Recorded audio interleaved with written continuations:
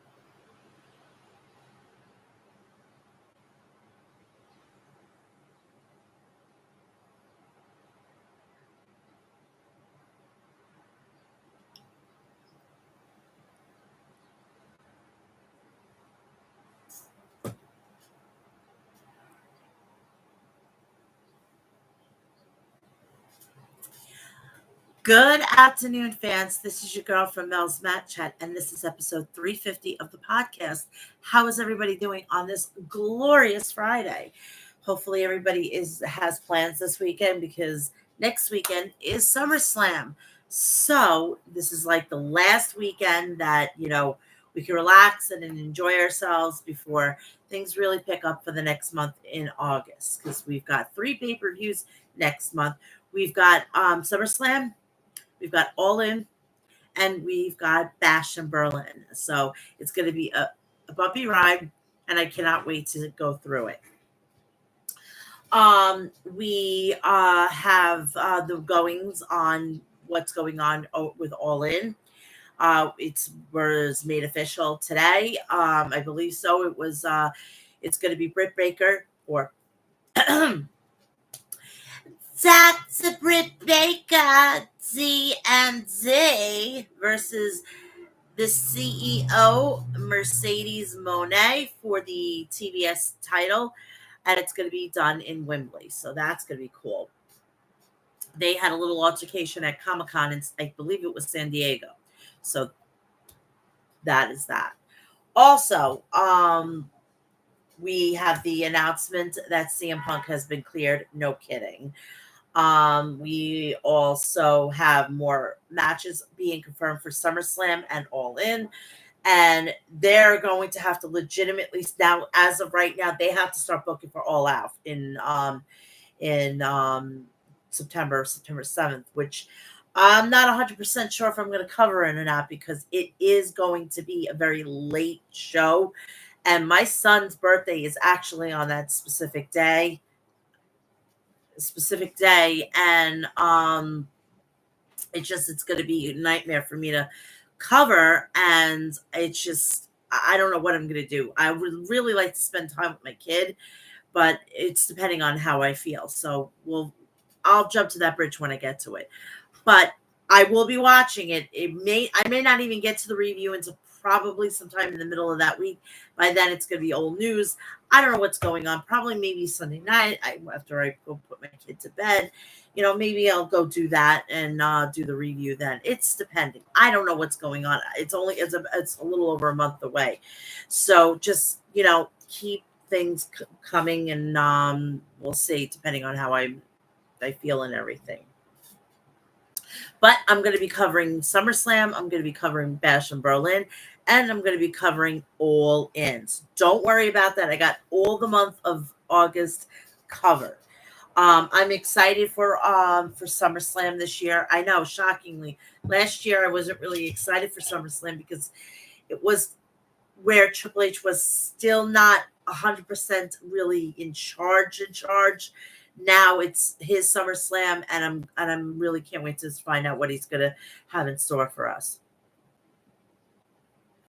And it's like 7 matches, which is even greater for me because that means I get to bed early, and I could do the review the next day, which is phenomenal. So that's neither here or there right now. Um, we've got this Friday. This Friday we have another House of Glory event, which is going to have on tap, which is high intensity. Actually, it's tonight, which I'll watch that sometime like next week, like Wednesday, and I'll give you my thoughts on it next week.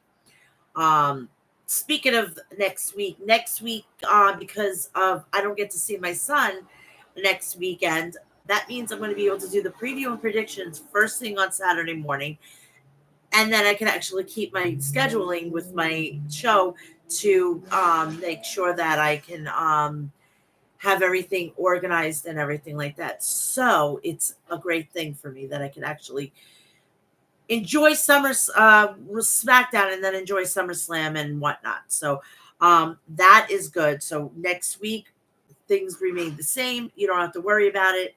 2 p.m. for episode 351. Let's just get that out of there. And then first thing on Saturday morning, I'm going to have my cup of coffee. I'll be in my pajamas, but you're going to get my preview and prediction. So you just got to deal with it. And then the review is either, depending on the time, right after SummerSlam or definitely on Sunday morning when I get up after I have my coffee. I'm sorry. Sunday mornings are very precious to me, especially having to every other Saturday get up to go see my kid at like 3:30 in the morning.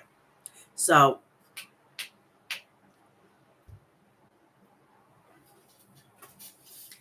yeah, that's what's going to be going on and whatnot. So if you're wondering why I just snapped my fingers, I think it's appropriate time, and I think since it's 3:50, that I think I'm going to introduce you to my boyfriend, so you know it's all legit and I'm not making things up. I mean, do you see that this is legit? I mean, I can't do this myself. I mean, even the best vacuum cleaner can't get this the way it is. Okay.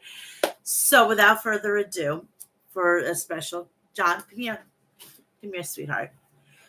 World, this is my boyfriend, John. Hello. See, he's real. All right. So you don't think he's not real. And he is here for the weekend and until Tuesday. So I told you he was real.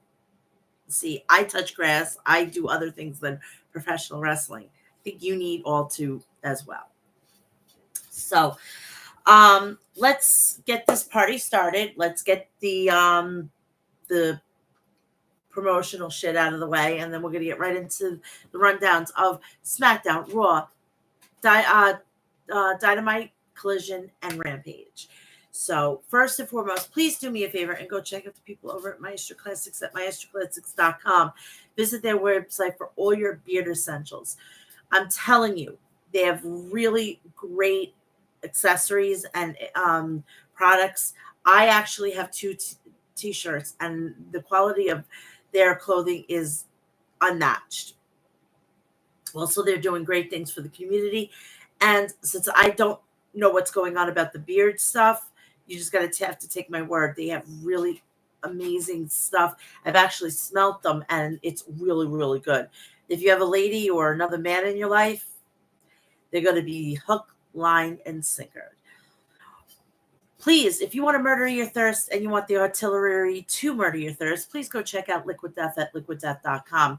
Visit their website for all your artillery to murder your thirst. You have spring water, unflavored salsa water, flavored salsa water, iced tea, and sports packs, so you can make any drink not into a sports drink.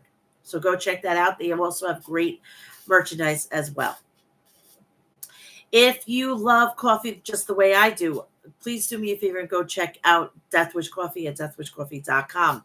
Visit their website for all your coffee essentials, and you can sample the world's strongest coffee with the lowest acidic rate. Also, they have really cool accessories. They have mugs and whatnot to drink the coffee, and they have K-Cup, they have ground coffee, and they have Nespresso. So go check everything out and get all your coffee fixes right there, because it would be painfully deadly if you don't. Tonight, In Queens, New York, if you want to support local professional independent wrestling, please go check out House of Glory. High Intensity. Tonight, Amazing Red, the co-founder of HOG, is going to be taking over whose house? It's Swerve's house. AEW World Heavyweight Champion Swerve Strickland is going to be on hand for action. Also, a member of the Bloodline will not be able to make it due to reasons beyond my control. They're his control. And he's going to be taking on the guy that was supposed to be taking on HOG champion Mike Santana. He's going to be taking on Steve Macklin from TNA. I Quit match for the HOG World Tag Team Champions titles. CBK versus main event. Matt Travis Battle Royal, Memorial Battle Royal will be taking place. The debut of Dijak will be there, formerly known as Dominic Dijakovic or Dijakovic or Dijak. He's going to be making his HOG debut. For the not a HOG debut, sorry. What did I say? AEW, sorry. HOG Women's Champion Violet versus Megan Bain, and Gringo Loco versus Kevin Knight.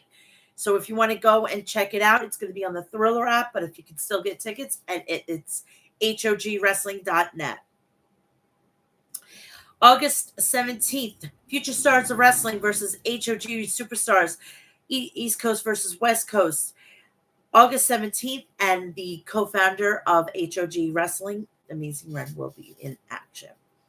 September 5th in Chicago, Illinois, Logan Square Auditorium. We have Mustafa Ali making his return, and Dijak is going to also be making his return. So go get your tickets at hogwrestling.net. Now, we are going to do WWE first because we're on the cusp of SummerSlam, and then we're going to go into AEW, and then I'm going to get you out of here. I'm going to try to keep this under an hour and 45 minutes because I would like to go. First of all, I have to cook dinner for my sexy man, and I also have to, go and take a shower and get prepared to go see my kid tomorrow. So I want to enjoy the rest of the Friday night and possibly get a little spicy, you know what I mean? So, all right, let's get this going. Again, next week is a regular week, but with the adding on the preview and predictions and the review of SummerSlam. So it's going to be 3 times this week. You get to see this face and you get to interact and whatnot. So last week on SmackDown, to refresh your memory, we had the culmination of what's going to be going on at SummerSlam. We have the stuff that's going on with the Bloodline, Cody Rhodes, and what's going on with Bayley, and so on and so forth. We had also Tiffany Stratton versus Mia Yim. We had the contract signing between Paul Logan and LA Knight. And, of course, we had the American Nightmare himself, Cody Rhodes. Speaking of Cody Rhodes, we had a really something special happen in Japan this week.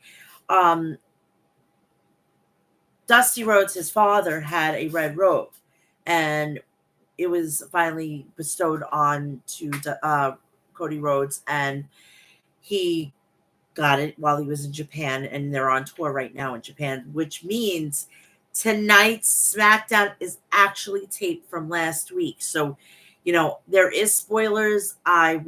That's going to be, a real quick thing next week because of the go home shows will be on the preview and predictions on Saturday. So that is that.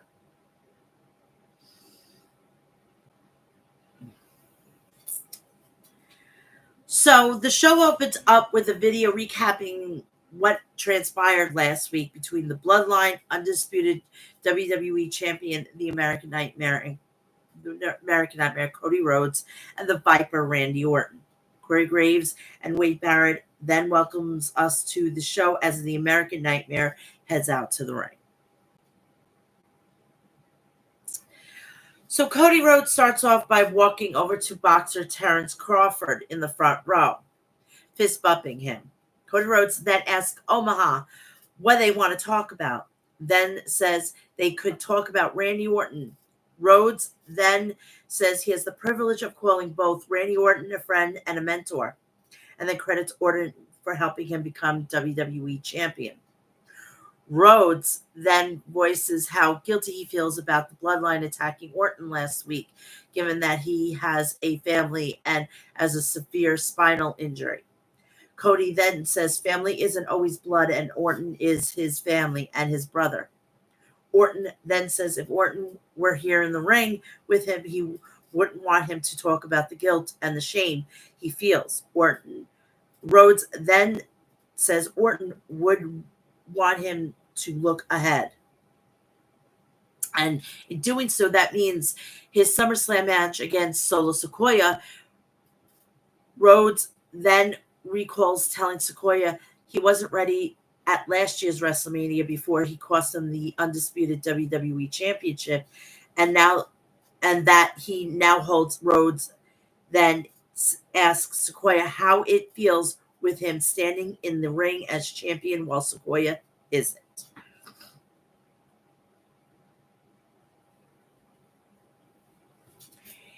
So then we head to A-Town Down Under. They make their way down to the ring, and Austin Theory says Rhodes is spending a lot of time talking about the Bloodline. Theory then complains about having swollen cheeks, courtesy of Jacob Fatu, and Rhodes questions if Theory has a swollen cheek because of Fatu or Grayson.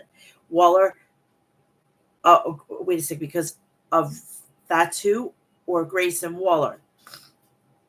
Waller then says Rhodes is pushing a narrative and blames him for Orton being attacked last week.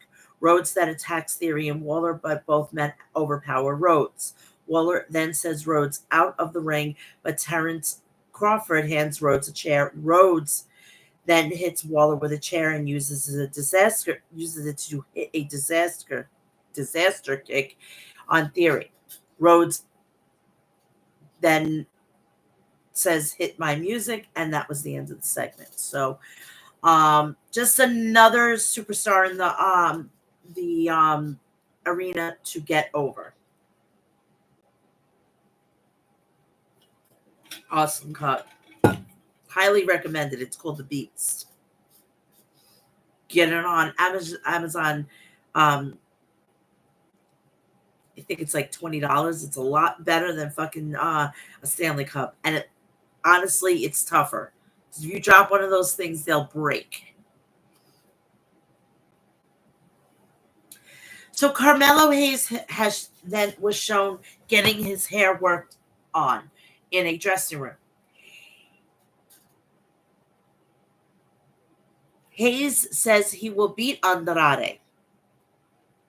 We then see Cody Rhodes walking backstage as he runs into SmackDown General Manager Nick Aldis.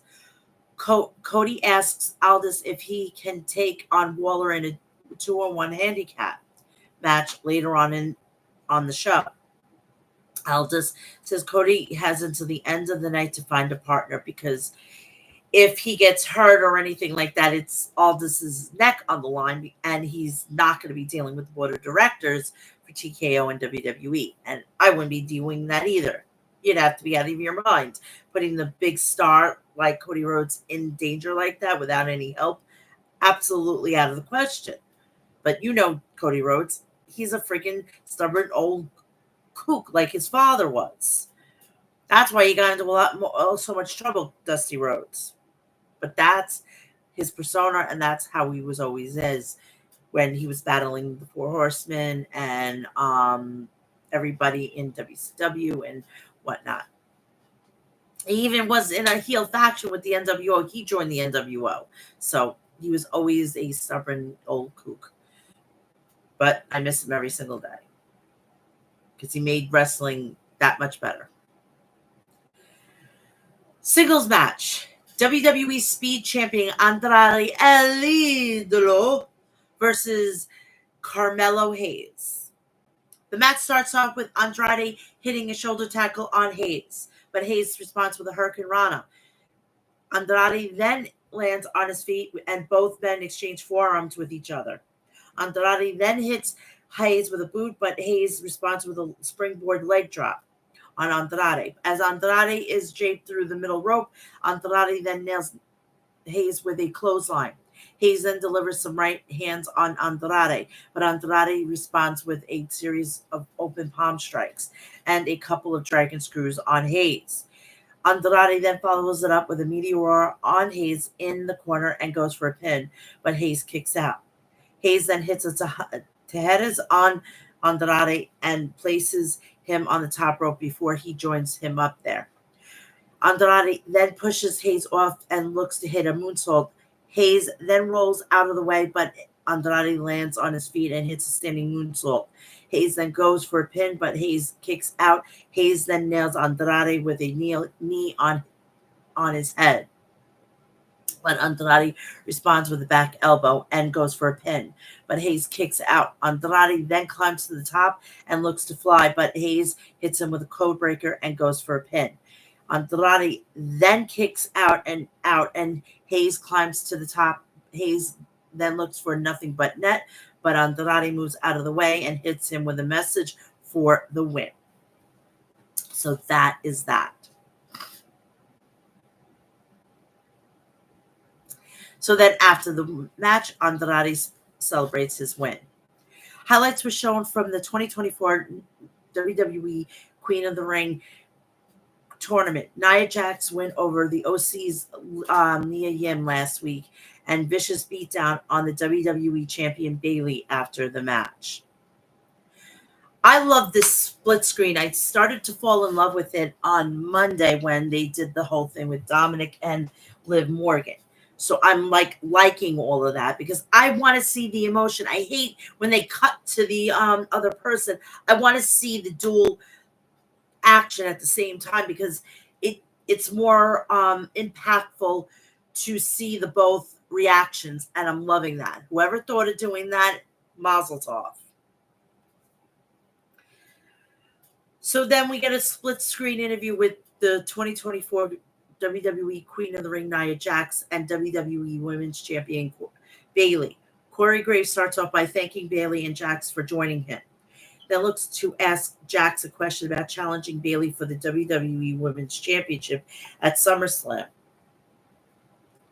Jax then cuts Graves off and declares she will dethrone Bayley on August 3rd. Jax then says she put Bayley out of her misery like an old sick dog. Bayley then tells Jax that she hasn't changed in all the years she's known her, and Jax demands Bayley call her Queen Nia. Bayley then tells Jax she can call her what she wants and says Jax hasn't changed. Bayley then says Jax took her out of her 2017 SummerSlam match, and Jax hurt her because she's big, clumsy, and reckless. Jax then says she's a content being queen of the ring, but of the SmackDown Women's division. Jax then reiterates she will dethrone Bayley at SummerSlam. And Bayley says if Jax has changed so much since 2017, she has as well. Bayley then says she will walk out of SummerSlam as WWE Women's Champion, and Jax storms off. What I think is also going to happen is that because Jax is going to win and then Tiffany Stratton is going to cash in. I'd be highly fucking shocked if she doesn't win, because I would be highly shocked if that isn't the case. So it's going to be very interesting. There's 7 matches, which I'm fucking thrilled about, because with what AEW does, it's ridiculous. They overdo it all the time. Even my boyfriend thought it was crazy. I think it was at Forbidden Door, I think it was, when he was here for it. He's like, this is ridiculous. We went to bed. We were so exhausted. I drank coffee. I tried to keep awake. It is getting nauseating that I can't watch it and I have to worry about falling asleep. And it's annoying. I was shocked that we got out of there before midnight last time. Shocked beyond belief. We then head to the back and we see Jade Cargill and Bianca Belair get into a verbal confrontation with Chelsea Green and Piper Niven about who gets to talk to SmackDown general manager Nick Aldis. First, outside his office, Belair then challenges Green to a match. We have a singles match. Bianca Belair versus Chelsea Green. Blink, this was over. This was a travesty. These two, I know that can go. Chelsea can go. I would actually like to see a rematch of this fucking match because those two women would complement one another. And it pissed me off that this was so short. The match starts with Green nailing Belair. Belair then returns the favor, but Green responds with an enziguri and looks to hit an I'm prettier. Belair then escapes and hits a German suplex on Green and then looks to hit a springboard moonsault, but Green moves out of the way. Belair gets Green on her shoulders and looks to hit the KOD, but Green escapes and rolls up Belair and then reverses it for the pinfall. Belair wins. I'm shocked that Belair and Jade Cargill are not at SummerSlam. I am very, very shocked.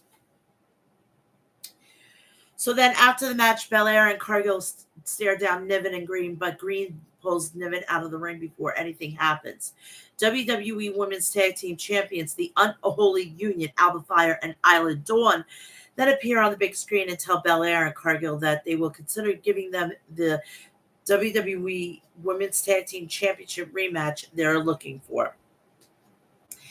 And if you notice lately with SmackDown accompanying a PLE, they're using SmackDown as almost like a pre-show, like a warm up to what you're going to expect the next night, which I find amazing. They're expanding and they're using their resources to a better situation instead of loading up the card and we're exhausted by 10 o'clock and there's still like 3 or 4 matches afterwards. I am loving this whole situation. We then head to the back and we see the megastar LA Knight making his way towards the ring for his contract signing with the WWE United States Champion Logan Paul. SmackDown General Manager Nick Aldis introduces LA Knight and Logan Paul as they go down to the ring. Logan starts off by asking Omaha, why would he give Knight a shot at the United States champion? And Knight says, well, while Paul thinks there's no reason he should face him, he's owned and cooked him every time they have come face to face. Knight then recalls their first meeting a year ago and says Paul has since become the United States champion. Knight then says he can never take that away from Paul and says he's the guy as long as he holds the championship. Knight then says breaking into Paul's house, it was allowed him to pin Paul in their triple threat Money in the Bank qualifier match, which felt good.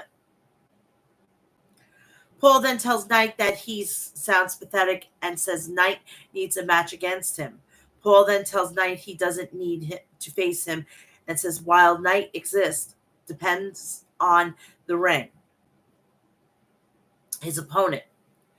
Paul then says Knight is good and he enjoys his gimmick, but Knight wants his accolades. Paul then says Knight will never get them because Knight doesn't move like him.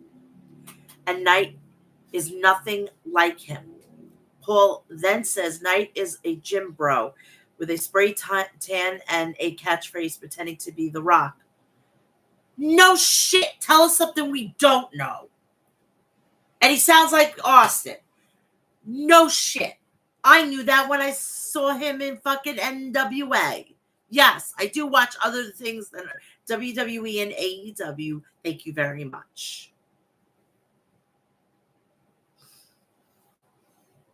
Knight then says Paul is using old material and Paul is a fraud in WWE pretending to be a champion. Knight then tells Paul, while his brother is able to face Mike Tyson, he can't even face him. Paul then signs the contract and draws a map of where Knight could stick his dreams of becoming WWE champion. Paul and Knight then get into each other's faces, but Aldous keeps them apart. Paul then exits the ring but slides back in and begins brawling with Knight. Knight then looks to hit a BFT on Paul, but Paul slides out of the ring before Knight can do so. We get a video package of Miss Money in the Bank, Tiffany Stratton. The megastar LA Knight was shown backstage and runs into Legado del Fantasma's Santos Escobar. Escobar reminds Knight that he was in a match at Madison Square Garden a few weeks ago and he did not get pinned. Knight says he has some free time, and if Escobar wants to get in touch with him, Escobar's mom has his number. Escobar then sets up a match between himself and Knight for next week. And I already know what the outcome of this because it's taped. So I'm most likely not going to watch SmackDown tonight because I already know what the fuck is going on and I could watch it sometime this week. On top of watching House of Glory, which is tonight, go check it out on Thriller if you still want to get tickets. If there is tickets left, go to hogwrestling.net. I know, shameless plug, but it is what it is. Tiffany Stratton versus Mia Yim in a singles match. This wasn't a half-bad match. Mia Yim is one of the good women that is safe to work with, and she knows what she's doing, and I'm glad she's being used like this. And I'm hoping that with all this hard work, she's going to get at least a token title run for like 3 or 4 months. She deserves it, and I'm hoping that's the case. So the match starts off with Stratton nailing a hair whip on Mitchin. Mia Yim then rolls up Stratton, but Stratton kicks out. Mia Yim then hits a drop kick on Stratton and follows it up with a cannonball before Stratton rolls out of the ring. Yim then chases Stratton to the other side, and Stratton hides behind Jax. Stratton then hits Yim with a Alabama slam. Stratton then flies over the top rope to land on Yim. Stratton then follows it up with a handspring back elbow in the corner and a spine buster, Triple H style. Then looks to hit Mia Yim with a second Alabama slam. Mitch and Mia Yim then escapes and nails Stratton with a drop kick and a neck breaker. Yim then follows it up with a twinner DDT out of the corner and goes for a pin, but Stratton kicks out. Stratton then hits a forearm on Yim, then follows it up with a hip attack and a drop kick. Stratton then places Yim on the top rope, but Yim nails Stratton with a drop kick and runs the ropes, looking to nail Stratton on the outside. Jax then grabs Yim on Yim's ankle, opening the door for Stratton to hit Yim with a forearm. Stratton then looks to hit Yim with the prettiest moonsault ever on the outside, but Bayley appears and captures Stratton. Attention. Jax then charges at Bayley, but Bayley sends Jax crashing into the timekeeper's area. Bayley then grabs Stratton's Money in the Bank contract briefcase and destroys using the announce desk and ring steps. Bayley then stomps on it as Stratton watches. This opens the door for Yim to roll up Stratton for the win. And what a fucking moron. Worried about a fucking briefcase. You're the Money in the Bank. They could easily give you another fucking briefcase, but you're worried about the briefcase. It's replaceable. It's still valid.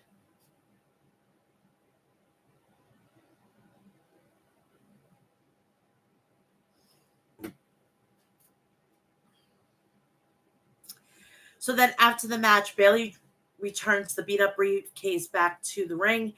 Bailey and Yim then celebrate outside the ring. The bloodline was shown in a dark room where they've been doing these vignettes, and I'm loving every single one of them.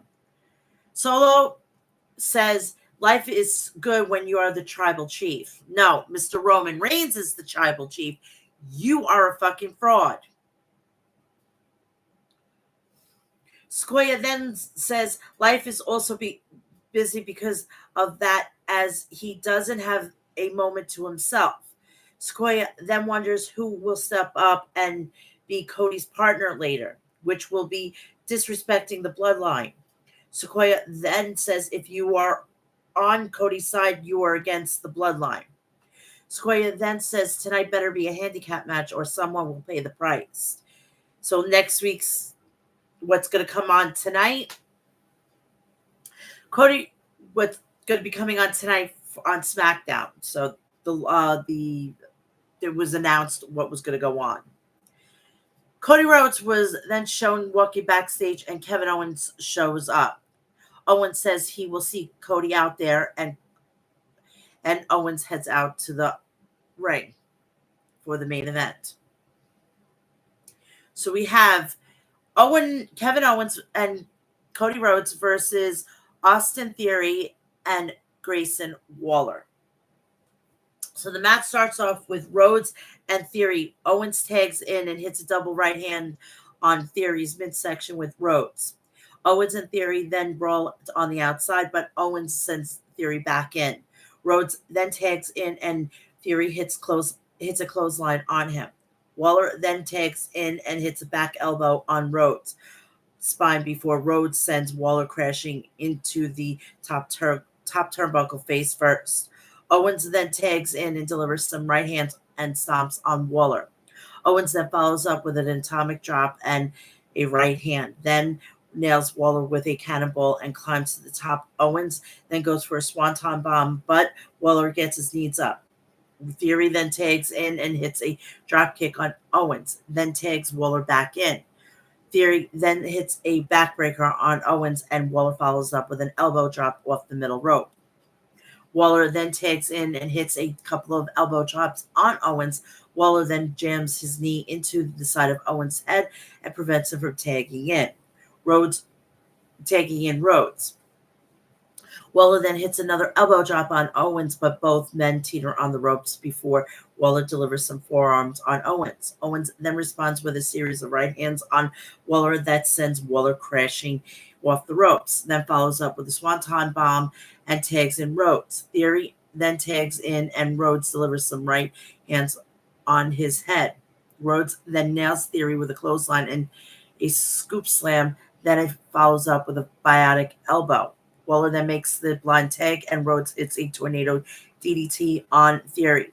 Waller then blindsides Rhodes with a jumping flatliner, then tags in Theory. Rhodes then almost sends Theory crashing into Waller, and Waller looks to hit a jumping knee on Rhodes. Rhodes then moves out of the way, and Waller almost hits Theory. Theory then catches the knee, but Rhodes hits Theory with a Cody cutter after Waller moves out of the way to avoid taking the move himself. Owens then hits a stunner on Waller, and Rhodes hits a crossroads for the win. So you knew that was going to happen. You absolutely, positively knew that was going to happen. Because now it sets up of what's going to happen after the match. So then after the match, Solo Sikoa, Tama Tonga, Tangaloa make their way down to the ring. Rhodes hits a tope suicida on Tama and Sikoa as Loa gets Owens up on his shoulders. Owens then escapes and Rhodes sends Sikoa's face bouncing off the announce desk. Rhodes and Owens then look to send Sikoa crashing through the announce desk, but Jacob Fatu blindsides them. Fatu hits a super kick on Owens and delivers some headbutts on him in the ring. then nails him with a series of hip attacks, as Sequoia and Tonga force Rhodes to watch it by holding him in place. Fatu then hits a headbutt on Owens off the top rope, and the Bloodline sends Rhodes crashing through the announce desk a la Shield powerbomb. The Bloodline then places a chair around Owens' throat and sends him crashing to the ring post, standing tall while holding up one hand gesture as the show comes to the end. Oh, you think that Solo Sequoia is going to be taking the title from Cody Rhodes? It is not going to be happening, sweethearts.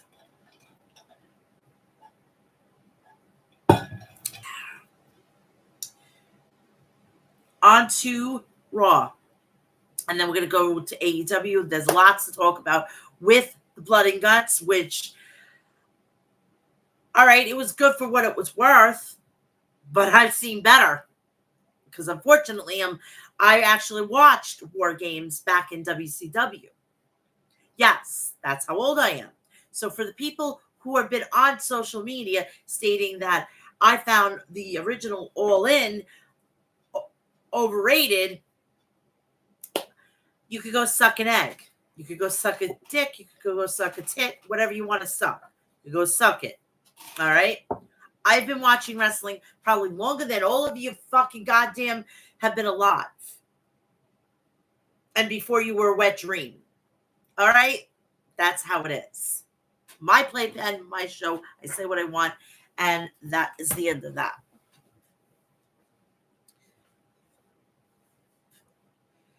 Monday Night Raw. Monday Night Raw was really good. Really, really good.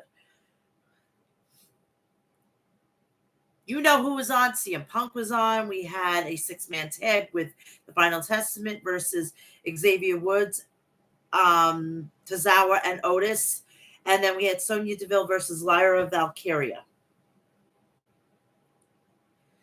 I also want to, this was also in the news. Speaking of the women, former WWE Raw Women's Champion and SmackDown Women's Champion, Ronda Rousey is expecting her second child, so congratulations to her. The show opened up with an overhead shot of Lambeau Field and footage of the arrival of CM Punk. We get a separate shot of the arrivals of Braun Breaker and Ilya Dragunov. While Michael Cole says they will meet later for a shot at the Intercontinental Championship, then we get a shot of the arrival of the Judgment Day. So everything seems to be copacetic with Judgment Day, which I was thrilled. So the 2024 WWE King of the Ring, the Ring General, Gunther, then makes his way down to the ring as he is being introduced by ring announcer Samantha Irvin. Michael Cole and Pat McAfee welcome us to the show and says Raw will air on Sci-Fi for the next 2 weeks. So it's not going to be on USA as of this Monday. It will be on Sci-Fi. So please do yourself a favor. If you were watching it on a streaming app and you're traveling and you want to watch Raw on the go, please download the Sci-Fi app and then you will be able to watch it next week or this Monday, which I don't have to do because I actually have standard cable. Unless my boyfriend takes my television and then I got to go in the living room or go on my tablet and then I got to watch it on the Sci-Fi network, which I hope to God he will bestow upon me that I get to watch Monday Night Raw. I know if I'm a good girl. Gunther starts off by saying that he's took some time to reflect on what he said to Damian Priest last week, but immediately takes it back as soon as the crowd starts booing him. Gunther then tells he meant every word and calls out Priest, and then calls the fans bums. And points out that he is kicking off Raw rather than Priest. Gunther then says Priest does not live up to the hype, and his story doesn't cover up Priest being a wannabe. Gunther then says today is the day that Judgment Day will be judged by the Ring General. Gunther then calls the entirety of Judgment Day street trash, then calls Priest down to the ring to make him an offer that is he will lift the weight off his shoulders so that Damian Priest just hands over the title to him.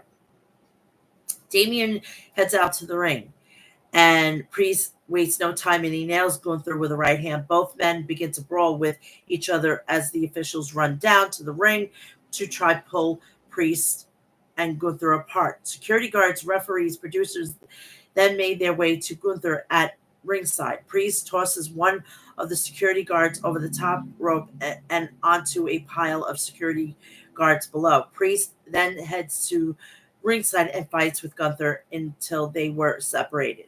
Priest then breaks free and charges at Gunther. Things are about to heat up for the WWE World Championship match at SummerSlam. If you think that that's going to main event, it's not. It's going to be Cody versus Solo Sikoa. We get an ad for next week to remind you to watch Raw on Sci-Fi, and it will be for the go-home show for SummerSlam. We get a highlight from the brawl between Priest and Gunther. We head to the back where Jackie Redmond says she is hoping to get a word with Gunther. Damian Priest then suddenly shows up and attacks Gunther. Both men then get pulled apart by the referees, producers, and security guards. I'm telling you, that night, the security guards, the producers earned their fucking paychecks. Honestly. We then get entrances of the first match of the night, which is the number one contender for the WWE Intercontinental Champion. The winner will be facing Sami Zayn at SummerSlam. So the competitors are Ilya Dragunov versus Braun Breaker. I am actually starting to take a liking to Braun Breaker.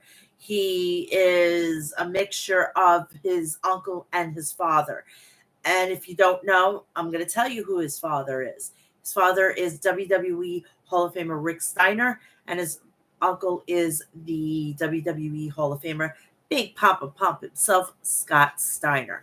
And I'm just glad that, I mean, in ways he should have been using that God-given name, but I understand he wanted to make a name for himself, and he didn't want to be in the shadow of the name Steiner. And I completely agree. If he wants to do it later in life, later in his career, so be it.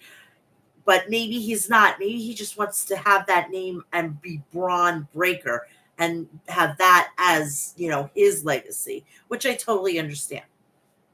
It's like if somebody has the last name Hart or the last name McMahon, you would want to use another name to get yourself over. Like, I feel bad for Aurora. Aurora is Triple H and Stephanie McMahon's daughter.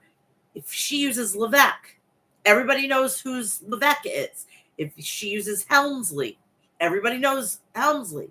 If she uses McMahon, the only possible way is to use maybe her grandmother's maiden name, because that's the only way that she's going to be, which is Linda McMahon.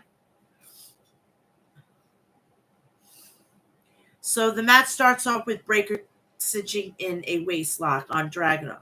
Dragunov then escapes with a series of back elbows, and the action spills to the outside. Breaker then wears Dragunov down and gets him back inside the ring, but Dragunov hits a running knee on Breaker and sends him crashing into the corner.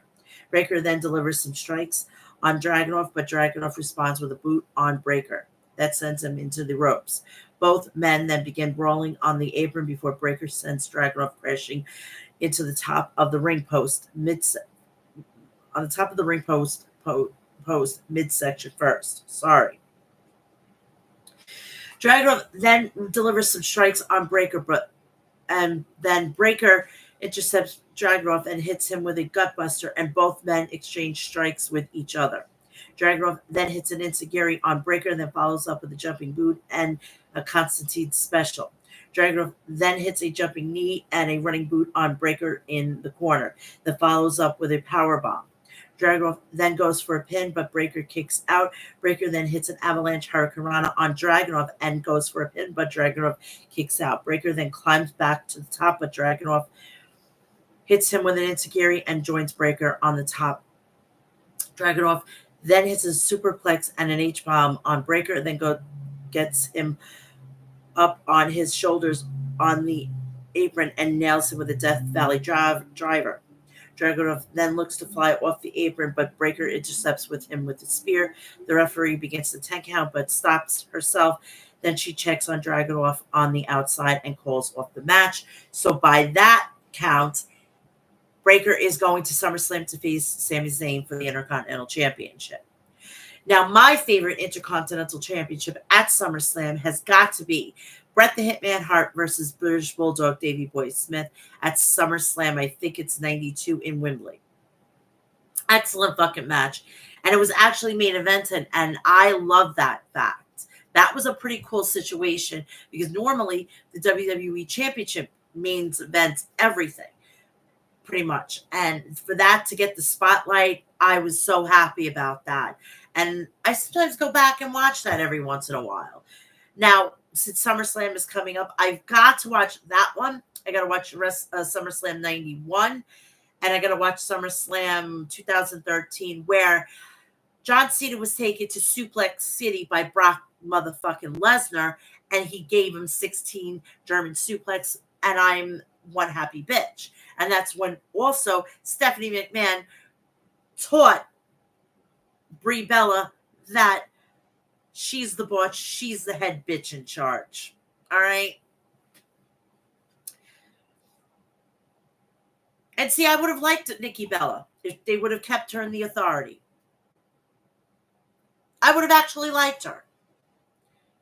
Nope. Once they didn't, they tried to go bring her back to being a face. It's never going to work. She was always a heel. And she tried to also copy John Cena, which that also turned me off.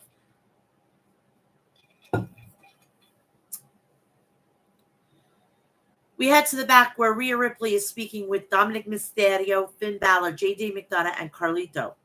Dominic pulls Rhea Ripley aside and says she was a little concerned that she wrote yeet in response to Jey Uso wanting her number. Ripley says that she was just messing around, just like Dominic was messing around with Liv Morgan. Rhea Ripley, I swear to Jesus, this woman, if she keeps posting pictures, I'm going to have to send her my fucking cardiology bill. Because I'm telling you, people, this woman gives me palpitations. Seriously. Now, I'm into some freaky shit, but that woman, even though she's younger than me, she could be in charge. Normally, I'm in charge when I'm with a woman because I have a mommy complex. And, of course, I'm the original mommy because I am Puerto Rican, of course. So, I would submit to her without any hesitation. She could do whatever the fuck she wants to me. Of course, with some limitations. Some things are a little too gross for me, and I ain't going to do that shit. So they pulled her aside, and so basically that she's getting back at Dominic because of what was going on with Liv Morgan. Balor then tells Dominic that he needs to take care of Jey once and for all. Ripley then says Jey doesn't matter. Ripley then says Jey doesn't matter. Balor then asks if Ripley was defending Jey. Ripley then says she wasn't defending anyone, but she didn't see the point of starting a war with Jey. Ripley then tells Dominic to use his brain, and she leaves the room. Balor then tells Dominic he knows what he has to do. Drew McIntyre was shown backstage with Raw General Manager Adam Pearce and two referees. McIntyre and Pearce then shake hands, so apparently all is good.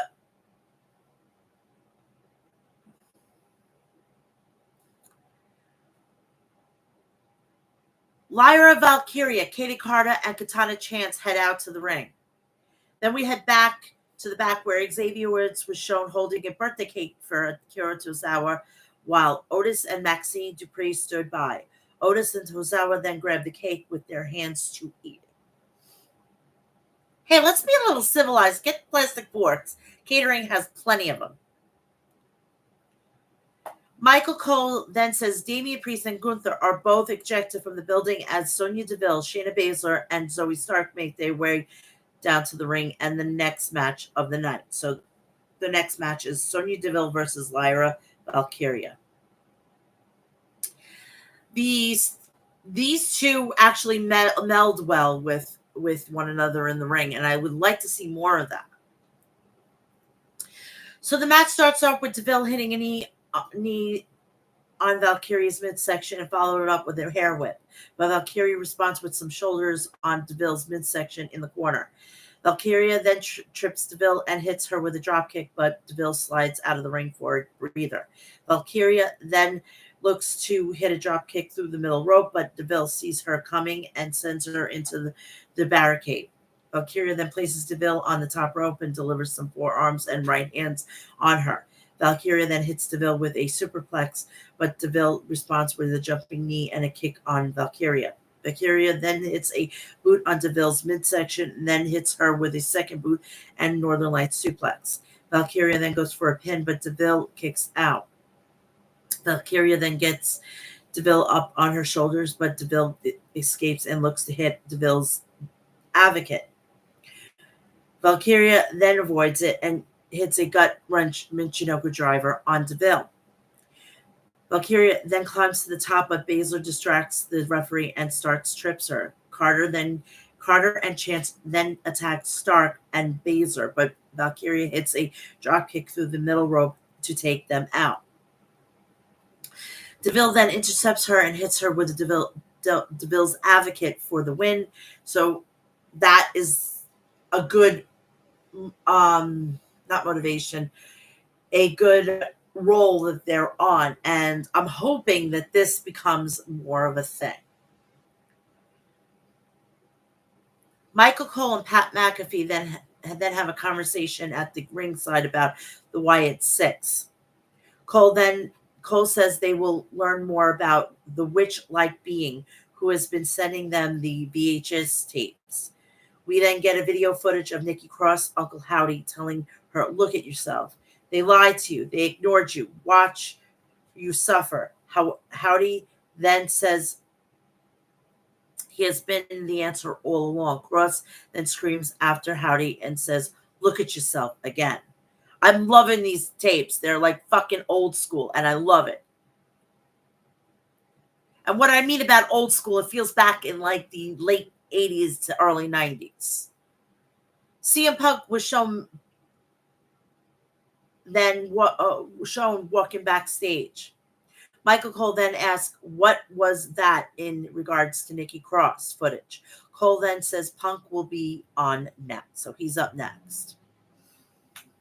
We get an ad for Jelly Roll performing at WWE SummerSlam. Cole hypes that Jelly Roll will perform live during SummerSlam. McAfee then calls it absolute banger and says Jelly Roll will kill it like he always does. Then we hear the Cult of Personality. I actually have that on my playlist. I actually like the song. And this is before he was in WWE and before this is before he was in AEW, when he was still in WWE. CM Punk starts off by saying it's great to be alive on Monday night in Wisconsin. And it's time to stain Green Bay and his pink shoes with blood for a Scottish psychopath. Punk then announces he's medically cleared, then calls Drew McIntyre to the ring for a fight to get his pound of flesh. Drew comes out. McIntyre tells Punk he can't explain how long he's waited for this. McIntyre then says nothing will stop him from getting into the ring and tearing Punk apart, except he doesn't want to. Punk then says he wants to tear McIntyre apart and goes after him on the ramp. Officials then appear to hold Punk back, and McIntyre says a match between them is bigger than Green Bay. McIntyre then parades Punk's bracelet around, and Punk looks to break free. Raw General Manager Adam Pearce then makes his way out to the room and tells Punk that there is a reason McIntyre doesn't want to fight tonight. Pearce then announces that McIntyre's suspension has been lifted and says that McIntyre and Punk will collide at SummerSlam. Pearce then says if McIntyre and Punk lay their hands on each other, the the one to throw the first punch will be suspended indefinitely. Pierce then says that they've created too much chaos and he has a referee problem. So then Seth Rollins makes his way down to the ring and shakes Pierce's hand. Rollins then hugs him, then gets inside the ring and grabs a mic. Rollins tells Green Bay that they have a problem. Then says McIntyre and Punk hate each other. Rollins then says because of all the chaos that both men has, no one else wants to get in the ring with them to referee their match. SummerSlam match. But there's a guy who thrives on chaos and wants to put them both in their places, and that's that no one else but himself. Rollins declares that he will be the special guest referee in McIntyre and Punk's SummerSlam match. Punk then jumps on the apron while producers hold him back. McIntyre then enters the ring while Rollins dances and laughs. This is a little take at the match between The Undertaker,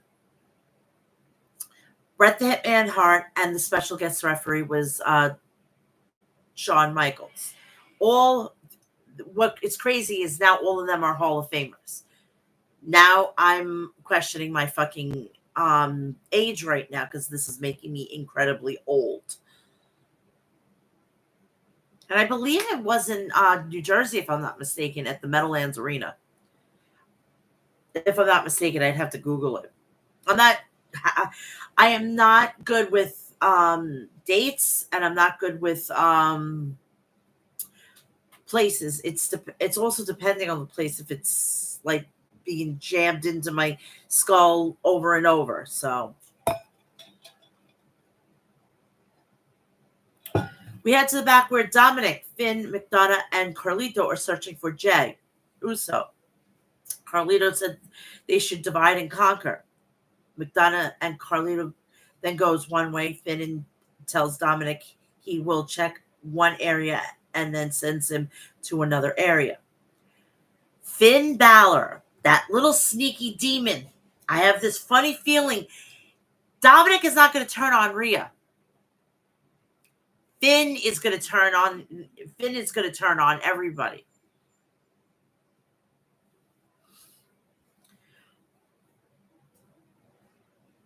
So Liv Morgan then shows up and Dominic says that she can't keep doing this.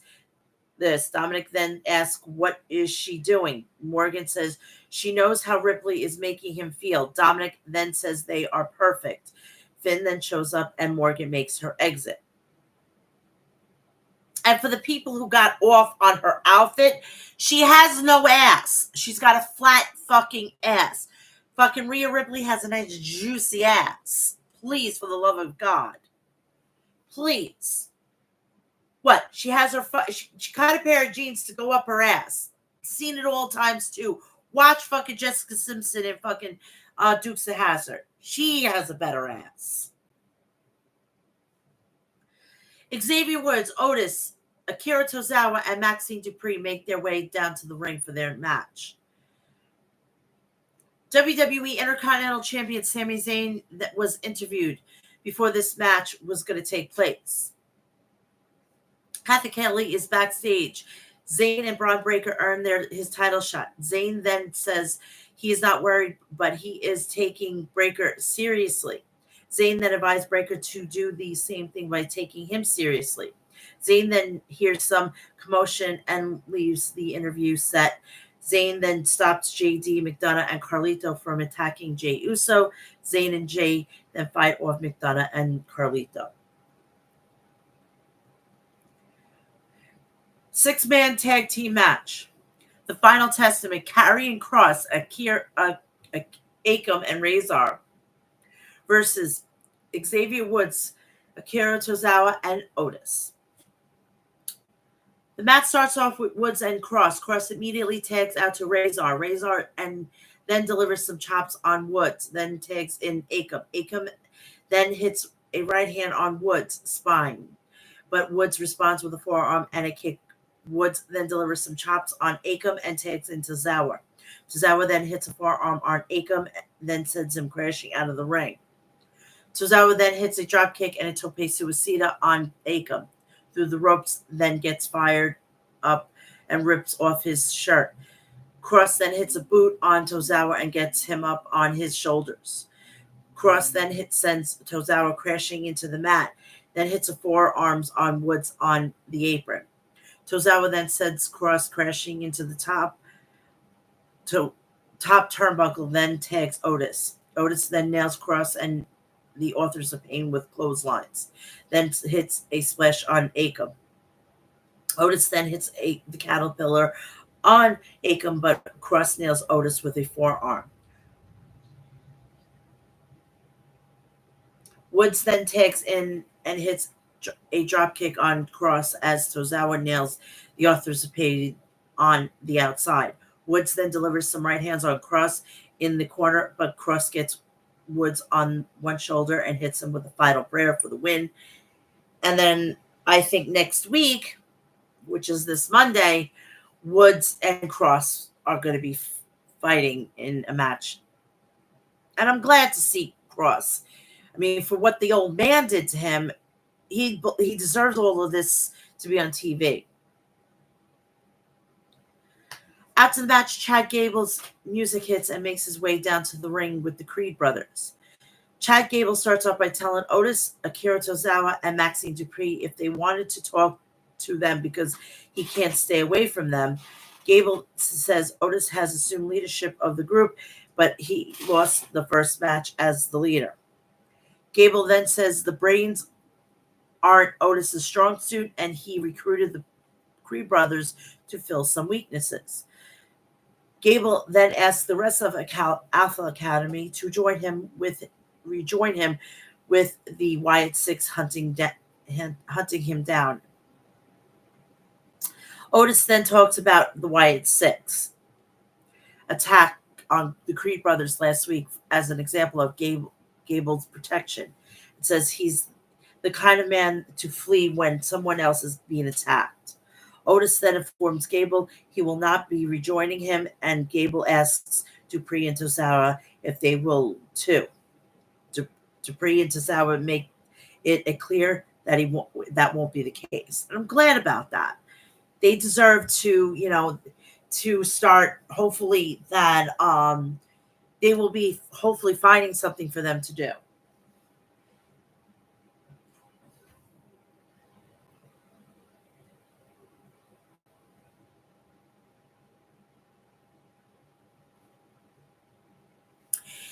Gable then orders the Creed brothers to attack Otis and Tozawa. My tablet decided to crap out. Sorry.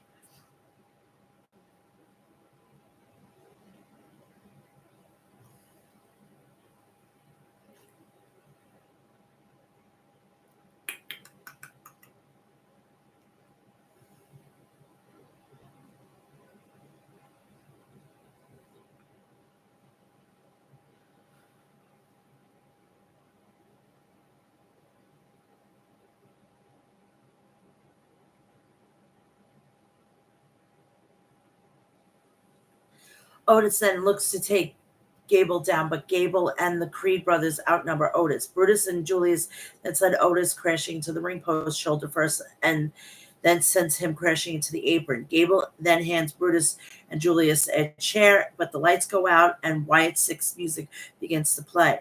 Julius and Brutus then prepare for the arrival of the group with chairs in hand. Sister Abigail, Mercy the Buzzard, Rambling Rabbit, Huskus the Pig appear on the ramp as Uncle Howdy appears in the ring behind Gable. Howdy then hits Gable with his sister Abigail and falls to his knees. Oh my God! I never thought I'd ever get to see that ever again. Oh, it's so awesome to see that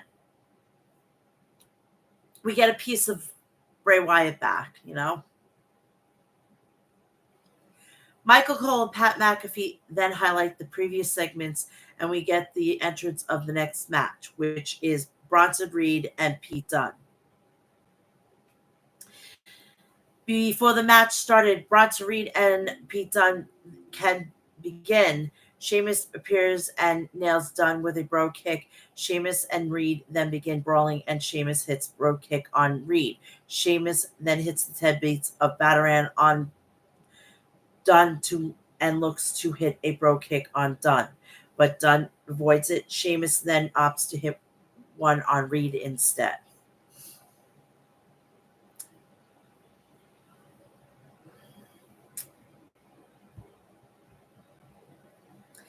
We head inside the Judgment Day clubhouse. Hold on 1 second.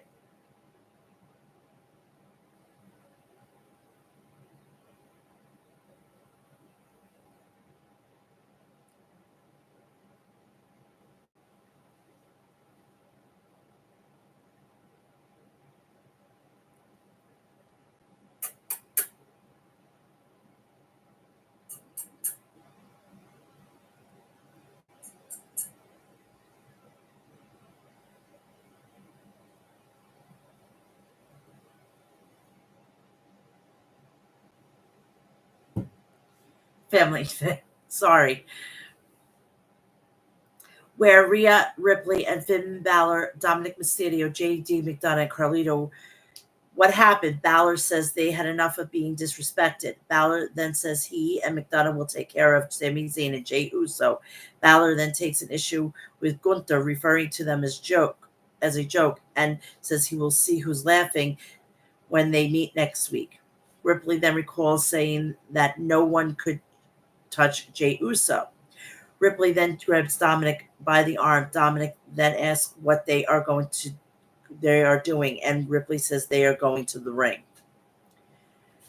Basically, Dominic right now is in the doghouse. We head to the back where Jackie Redmond asks Sheamus what was happening between him and Pete Dunne. Sheamus says he's still scratching his head.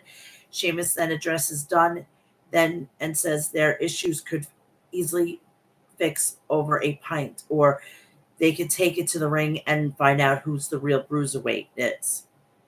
Sheamus then asks Dunne, "Are you up for a banger?" Rhea and Dominic Mysterio make their way down to the ring. Ripley starts off by telling WWE Women's World Champion Liv Morgan that if she wants Dominic, she could come and get him. So Liv's music then hits and she appears in the crowd. Morgan says that she won't be coming down to the ring because she has self-control. Morgan says she can't wait until SummerSlam, and she came down to the ring to declare she and Dominic have feelings for one another. Morgan then says gorgeous men like Dominic don't go for girls that look like Rhea Ripley. Oh, really now, bitch? Please, kiss my ass. Of course.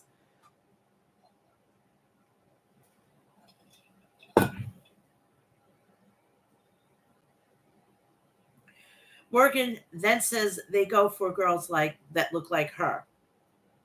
Ripley then goes after Morgan, but Dominic holds her back and tells Ripley to let him take care of things.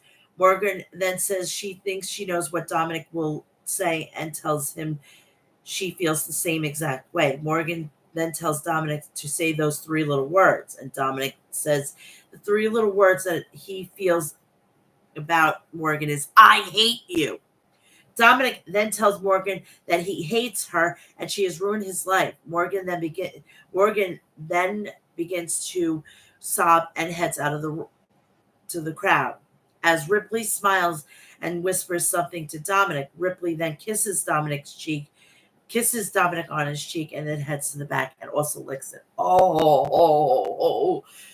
I don't know if I want it to be Dominic or I want it to be Rhea, or I want it to be both. To be quite honest, that was fucking hot. And that black lipstick on his cheek, chef's kiss. Muy caliente. Michael Cole then hypes Damian Priest show for SummerSlam weekend, and he recaps the Priest and Gunther segment from earlier in the show. LWO Zelina Vega that makes her way out with her right arm hand heavily wrapped and was interviewed by Kathy Kelly. Vega says her injury will not stop her. Vega then says no one can keep her down. Vega then says it's time. She starts proving people wrong and shutting them up. Vega makes her way down to the ring for her match with Zoe Starks. The match starts up with Vega rolling up Stark. Stark then kicks out, and Vega looks to hit a Hurricane Rana on Stark, but Stark catches her. Vega then escapes and sends Stark crashing into this corner, but Stark sends Vega arm bouncing off the mat. Stark then looks to hit a couple of double knees on Vega's arm, but Vega rolls out of the way before Stark can. Stark then delivers some shoulders on Vega in the corner. But Vega responds by sending Stark crashing into the middle turnbuckle and climbing up on it. Starks then joins Vega, but Vega hits a back elbow on Stark to knock her off. Stark then gets back up in the middle rope and sends Vega crashing to the outside. Stark then hits a dropkick off the rope. Stark then wears down Vega with a submission hold, but Vega hits her with a tornado DDT and climbs to the top. Vega then hits a moonsault on Stark and goes for a pin, but Starks kicks out. Starks hits a Vega with a thrust kick and goes for the pin, but Vega kicks out. Vega then hits Stark with a crashing into the rope and sets up for a 619, but DeVille distracts the referee as Baszler trips Vega. Lyra Valkyria, Kaden Carter, and Katana Chance then make their way down to the ring and attack Baszler and DeVille. Stark then hits a powerbomb on Vega, but Vega nails Stark and follows up with the code red for the win. And that was that. That was that.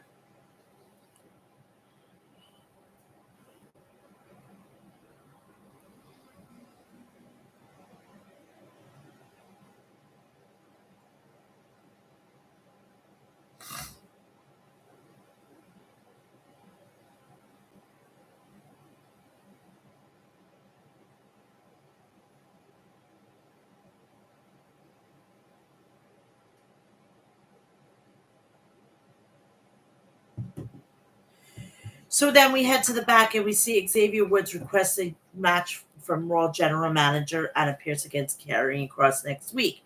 Pearce agrees, and Drew McIntyre shows up to complain about Seth Rollins being a special guest referee in SummerSlam match against CM Punk.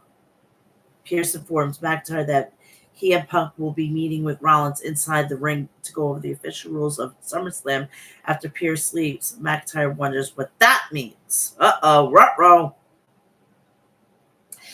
Finn Balor and JD McDonough were shown in the Judgment Day Clubhouse getting fired up for their match. Jackie Redmond then speaks with the WWE Women's Tag Team Champions, the Unholy Union, Isla Dawn and Alba Fire. Dawn and Fire speak about appearing on SmackDown to respond to the challenge made by former champion Bianca Belair and Jade Cargill.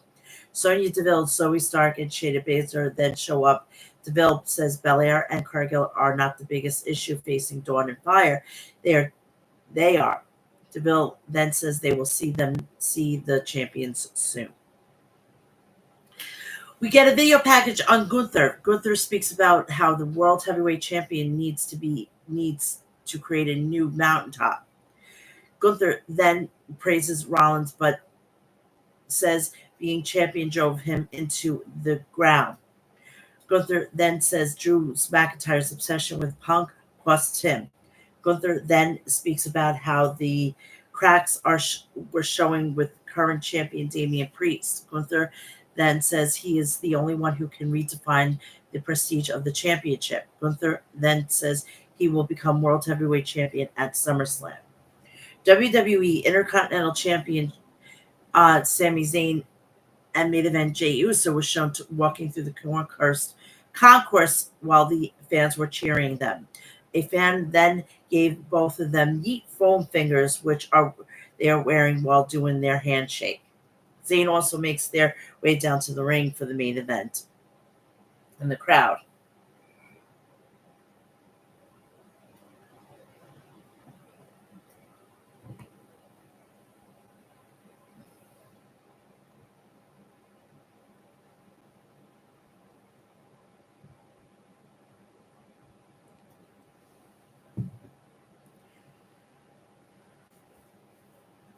So we get a lineup for next week: WWE SummerSlam Go Home episode of Raw, the Judgment Day, World Tag Team Champion Finn Balor and JD McDonough, Dirty Dominic Mysterio, and Carlito make their way out down to the ring, and we're gonna do the main event, and then we're going to finish up and everything for WWE. And then we're going to get an AEW, and then to get you out of here. Hopefully that's going to be an hour, and if it's not like 2 hours, I'm sorry about that. So Sami Zayn, Jey Uso versus Finn Balor and JD McDonough. The match starts off with Jey Uso and Finn Balor. Both men take turns locking each other's submission holds before Balor hits a shoulder tackle and a hammer and elbow on Jey's head. Jey then nails Balor, then hits him with a modified hip attack on and an enziguri in the corner. Then tags in and hits a double axe handle off the middle rope, and Jey holds Balor in place. Balor then sends Zayn crashing into the corner and tags in McDonough. McDonough then delivers some kicks on Zayn in the corner, but Zayn nails McDonough and sends him crashing into the top turnbuckle face first. McDonough then hits another hammer and elbow on Zayn's head and nails Jey on the apron. But Zayn sends McDonough crashing to the outside. Zayn then sends Balor out to join McDonough and hits a springboard moonsault on them off the ropes. Dominic then looks to hit Zayn, but the referee catches him. As the referee yells at Dominic, Carlito sends Zayn colliding into the ring post. McDonough then tags in and keeps Zayn from tagging in Jey. McDonough then hits Zayn with a back suplex before Balor tags in and hits a elbow on Zayn's spine. Balor then delivers some right hands on Zayn and delivers a hammer and elbow, then follows it up with a shoulder on Zayn's midsection and tags at McDonough. McDonough then delivers some chops on Zayn, but Zayn responds with a blue thunder bomb. Jey and Balor then tag in, and Jey delivers some strikes on Balor. Jey then hits a kick on the midsection and an enziguri and follows it up with a hip attack on McDonough in the corner and looks to hit one on Balor. Balor then sees Jey coming, but Jey hits Balor with a crossbody off the top rope. Balor then delivers a couple of right hands on Jey and tags in McDonough. McDonough then flies into the ring from the apron and argues with the referee, then tags Balor back in. Balor then climbs to the middle rope, but Jey nails him with a super kick. Zayn then tags in and hits an exploder on McDonough in the corner. Zayn then sets up for a haluva kick, but Dominic grabs the ankle as Carlito distracts the referee. This then opens the door for McDonough to hit a standing Spanish fly and go for a pin, but Zayn kicks out. Jey then makes the blind tag in and hits a kick on McDonough. Jey and Zayn then hit a 1D on McDonough and goes for a pin, but Balor breaks the fall. Balor then hits Jey with a sling blade, but Jey responds with a super kick. McDonough then sends Jey's face bouncing off the top rope, and Balor hits a missile drop kick on Jey in the corner. McDonough then tags in, and Balor hits a coup de grace on Jey. McDonough then follows up with a moonsault and goes for a pin, but Zayn breaks the fall. McDonough and Balor then look to send Jey crashing into the apron, but Zayn pulls Balor down. Zayn then hits an haluva kick on McDonough and nails Balor, Dominic, and Carlito on the outside. Jey then hits the Uso splash on McDonough for the win. The winners are Zayn and Uso. After the match, Braun Breaker appears to blindside Zayn with a spear to close the show. And that was the end of that. So please, while you're here, please like, share, and subscribe. Turn on the bell for all notifications. So when I go live, upload a video, or do a short, you will know about it. I'm just going to go and retweet all these things out.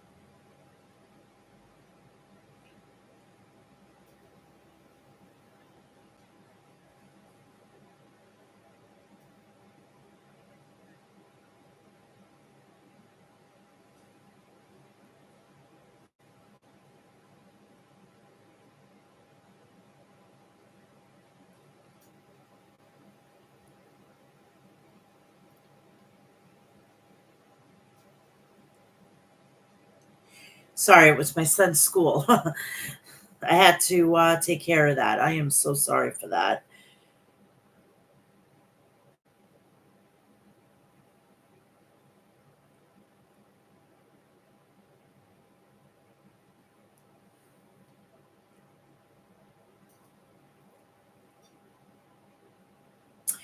So Dynamite. They were coming from the Simmons Bank in Little Rock, Arkansas.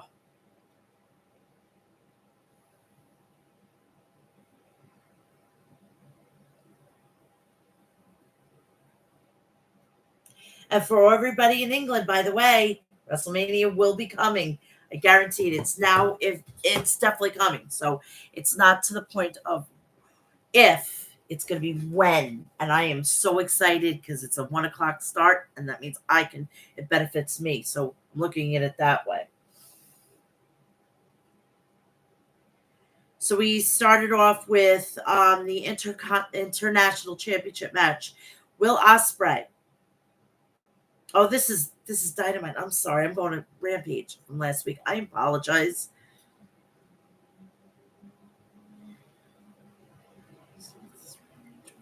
This is Rampage.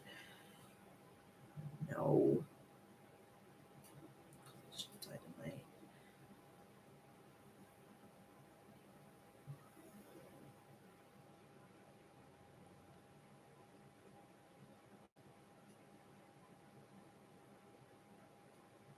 Sorry. I thought I had all my notes situated.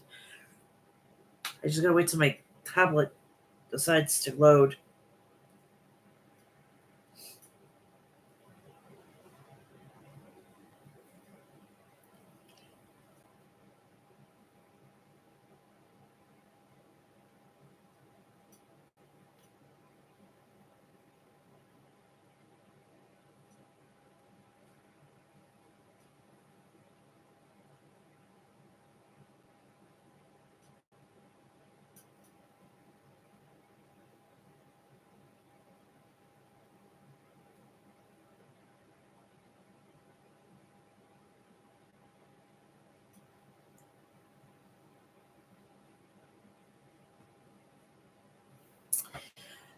So Rampage is coming from the same place. Trios match. The Undisputed Kingdom, Roderick Strong, and World Tag Team Champions Mike Bennett and Matt Taven, ROH World Tag Team title, versus the Conglomeration, Orange Cassidy, Kyle O'Reilly, and Tomohiro Ishii. Kyle and Roddy locked up. Roddy used a side headlock takeover. Kyle escaped, and he and Roddy continued to chain wrestle until Orange Cassidy tagged in. Orange hit Taven with two arm drags. Ishii entered the match and knocked down Taven with a shoulder block. Ishii cleaned house on the rest of the Undisputed Kingdom. How do you not love Ishii, said Daddy Magic. The conglomeration put their heads together and suplexed Taven and Bennett. The conglomeration chopped at Bennett's chest. Orange dropped an elbow on Bennett. Ishii came and punished the chest of Taven and Bennett with chops. Roderick entered the fray and took down Tomohiro with a drop kick. Roderick nailed Ishii with a backbreaker. Kyle entered the ring and wiped out Taven and Bennett with roundhouse kicks. Taven gouged the eye of Kyle. Ishii hoisted up Taven for a suplex, and Kyle kicked Taven in the end to put the punctuation point at the end of the sentence. Walloping Taven with chasing the dragon. Orange Cassidy crushed Bennett with a stun dog millionaire. Kyle followed up with an axe kick, and then Ishii leveled Bennett with a lariat. The Undisputed Kingdom regained the upper hand, and Roddy delivered some sick kick on Ishii, and then Taven covered Ishii after the proton pack for a near fall. 3 big shots from the Undisputed Kingdom. How tough is Ishii, wondered Excalibur. Ishii blocked 2 knee strikes from Roddy. Cassidy caught a tag and went for a tope suicida on Bennett and Taven, but they blocked it. Then Strong slid Orange with a baseball dropkick. Roderick rocked Orange with a backbreaker. Ishii tagged in and blasted Roderick with a brainbuster. He served one up to Bennett.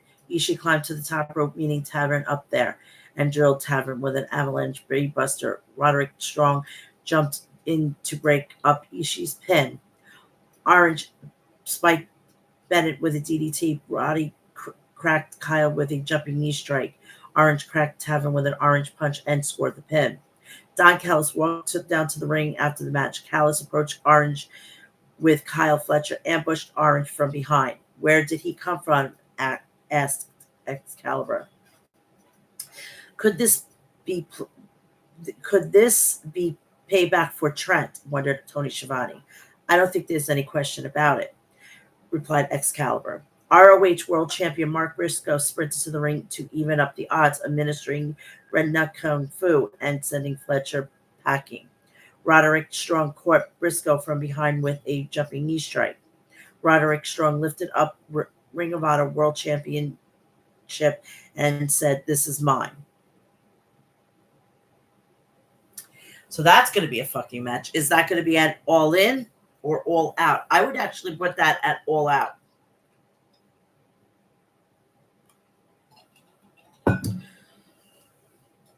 FTW champion Chris Jericho and Big Bill versus the Outrunners, Turbo Floyd and Truth Magnum. I guess Chris Jericho was so confident that Big Bill is going to destroy these guys. Jericho didn't even change into his gear, noted Shivani.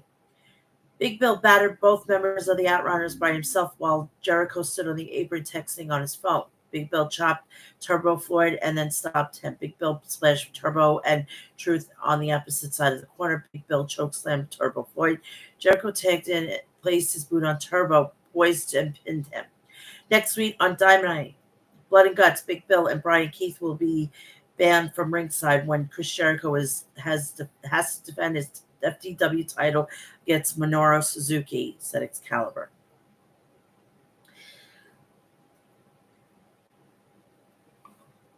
Minoru Suzuki versus the Butcher. Blinked and this was over. Butcher shoved Suzuki into the turnbuckle. Suzuki fired back with forearms and then a running boot to Butcher's face. Butcher intercepted the PK and dropped an elbow on Suzuki's leg. Butcher suplexes Suzuki. Butcher headbutted Suzuki. Suzuki slid behind the Butcher and applied the sleeper. Suzuki planted Butcher with a Got-style pile driver and pinned Butcher. And that was it. Chris Statlander versus Saidini Winnell. Statlander walloped Winnell with a lariat right out of the gate. Chris battered Winnell in the corner with strikes and stomps. Chris hit a snap suplex. Winnell fired back with an elbow strike. Chris hoisted up Sinel with a stuffed her with a Saturday Night Fever, picking up the win. A quick pinfall.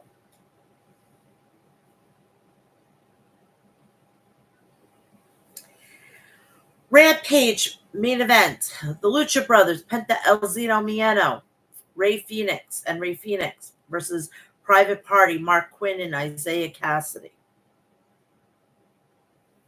Brother Zay and Ray Phoenix traded forearms. Zay hit a Hurricane Rana on Phoenix, applying the pressure.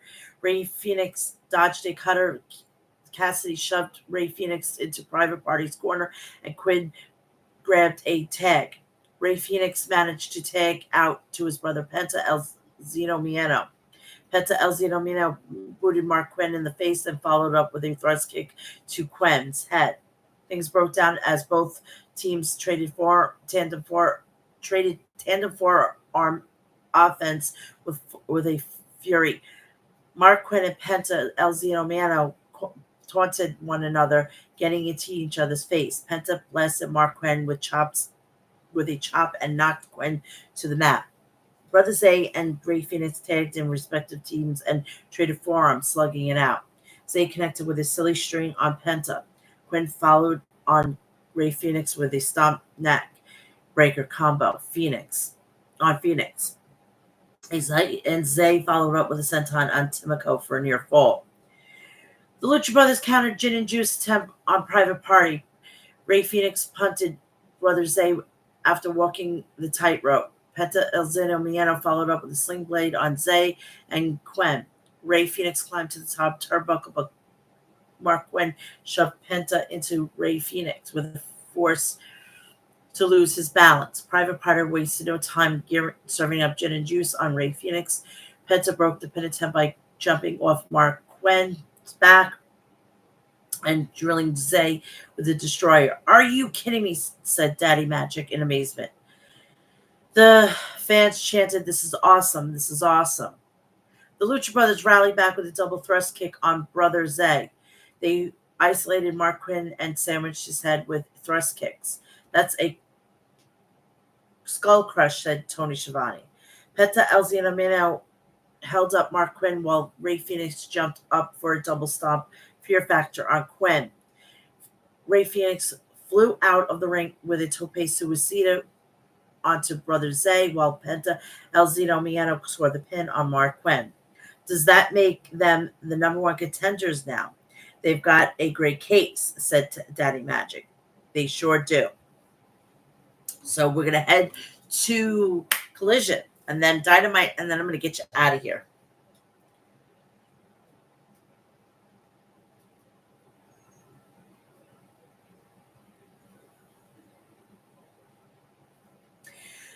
Collision was coming from the esports stadium in Arlington, Texas. 1 second.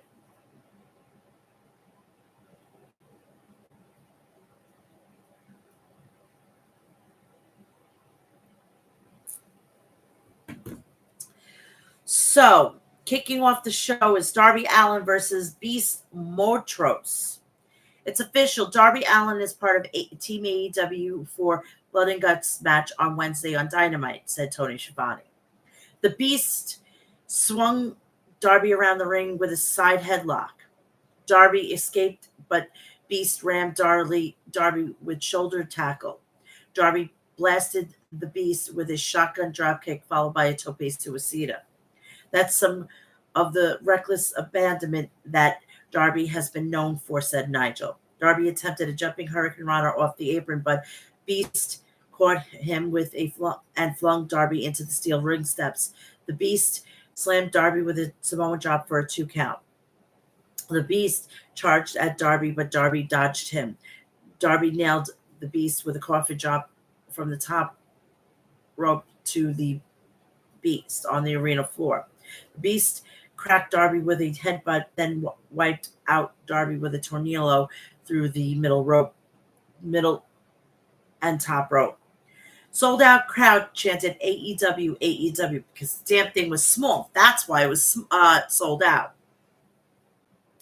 The Beast speared Darby, folding Darby up like an accordion. Darby rallied back with a code red for a near fall. Darby climbed to the top turnbuckle, but Beast met Darby up there. The Beast press slammed Darby off the top rope. Darby regained momentum by hitting an avalanche crucifix bomb and then a coffin drop and pinned Montrose. Darby, people always tell me to slow down because I won't be able to walk when I'm 30. I'm 30. I feel wonderful. We are getting ready for Blood and Guts, and it'll be my first Blood and Guts match. I want to talk about the Young Bucks. They never come to Collision. AEW is my baby now. I wouldn't be here if it wasn't for the Young Bucks. But man, they really suck bad now. And TNT champion Jack Perry. That TNT title means everything to me. And I won't stop until it's around my waist again. All in around is around the corner. So Jack, if you got the guts, let's play.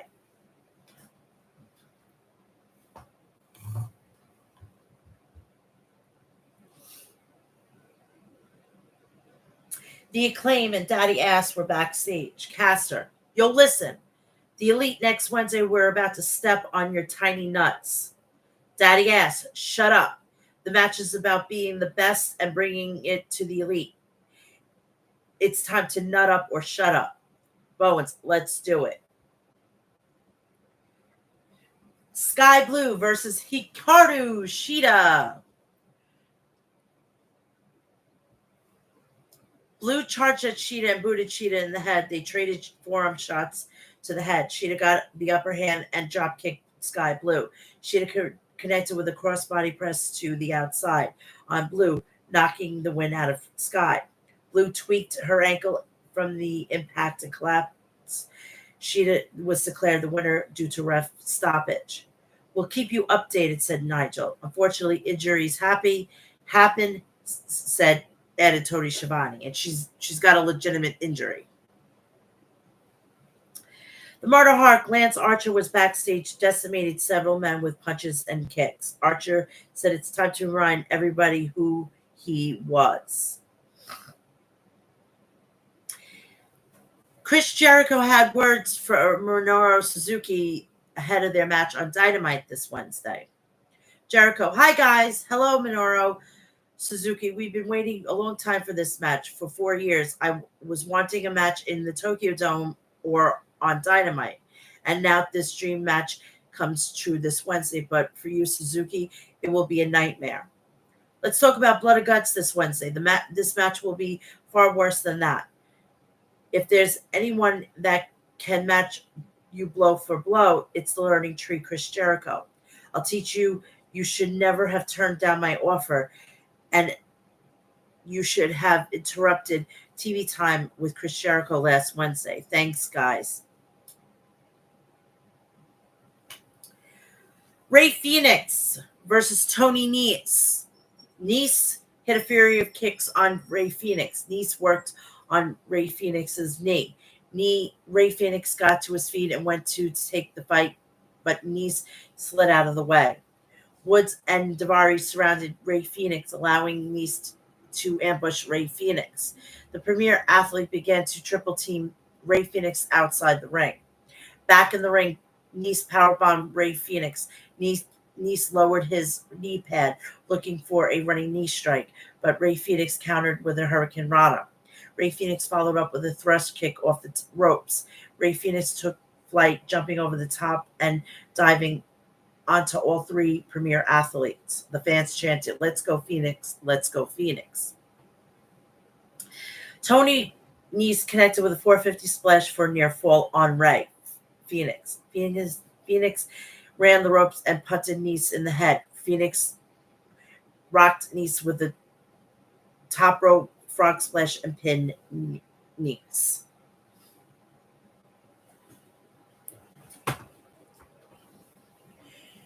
We heard from Cash Wheeler and Dax Hardwood, FTR.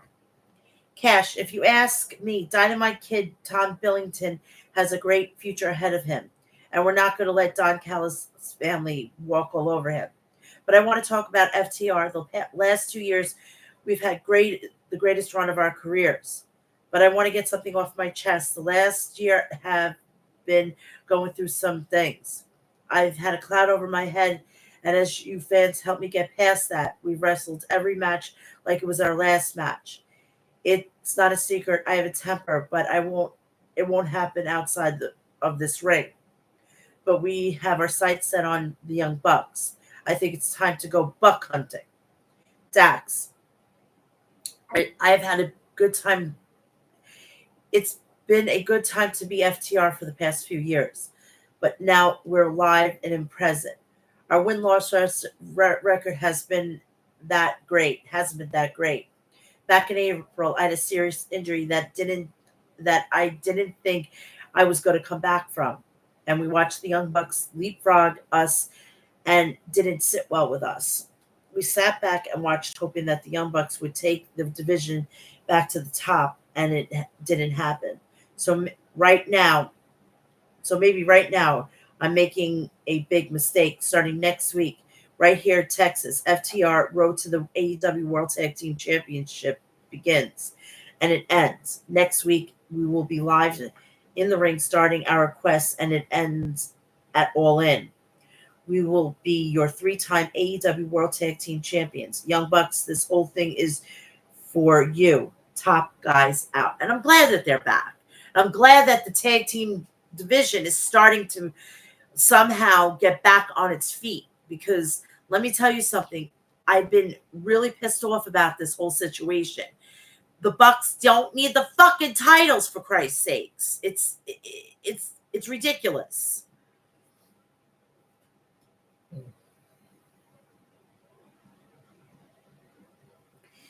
Backstage, Lexi Nair interviewed Cheetah. Cheetah, I came to Collision to fight. I want to fight with Dr. Britt Baker. Welcome back. If you want to be champion, get in line. I broke your nose before. This Wednesday on TBS at Bloody Guts, I will make you bleed again.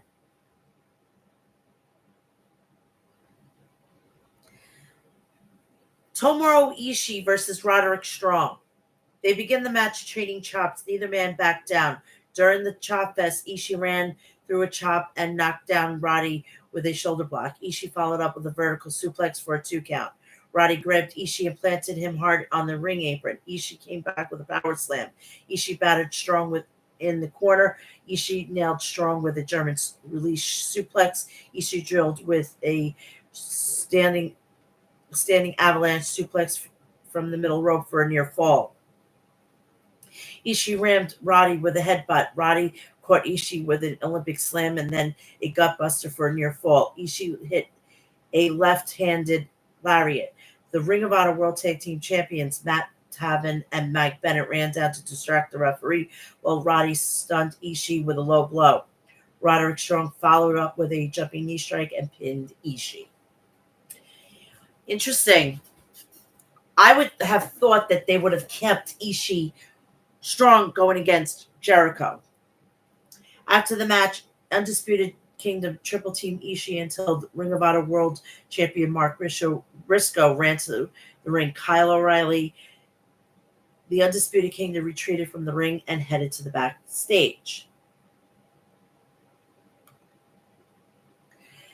Debut of Hologram versus Gringo Loco. For the people who thought that this was Ricochet, you're all raw morons, all right? First and foremost, if this was Ricochet, do you think he wouldn't show his face? Come on now. He would not cover his face.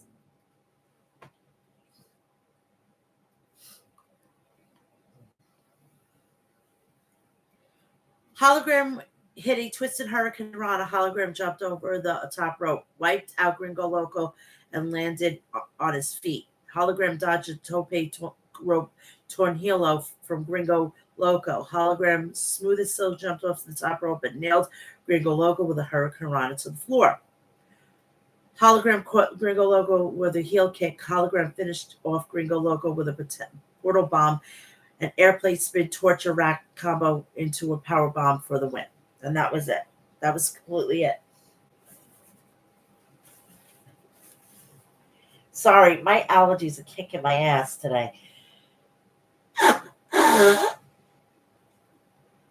Oh my God. Okay, that's better. Kevin Von Erich was backstage with his son Ross and Marshall Von Erich and Dustin Rhodes.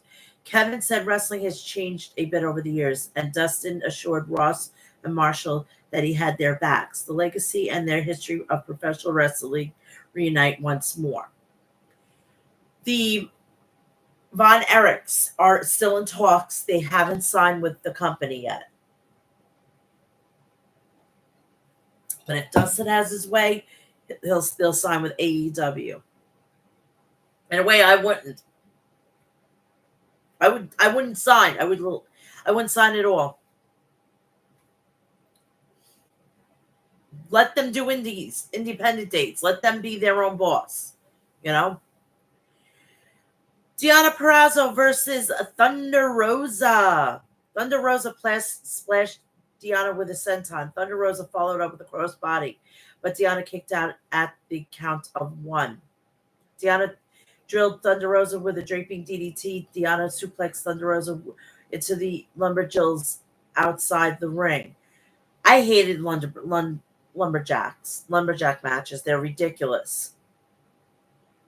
Deonna nailed Thunder Rosa with a lung blower for a near fall. Thunder Rosa fired back with a running drop kick. Thunder Rosa planted Deonna with a spinning Death Valley driver for a near fall. Deonna applied the cross arm breaker out of nowhere. Thunder Rosa escaped, but Deonna hurled Thunder Rosa with suplex. with a suplex. Thunder Rosa speared Deonna Purrazzo, knocking Deonna through the ropes and to the Lumberjills on the arena floor. Taya Valkyrie handed Deonna a turnbuckle while the ref was distracted, knocking out Thunder Rosa and pinning her. I feel bad for Thunder Rosa.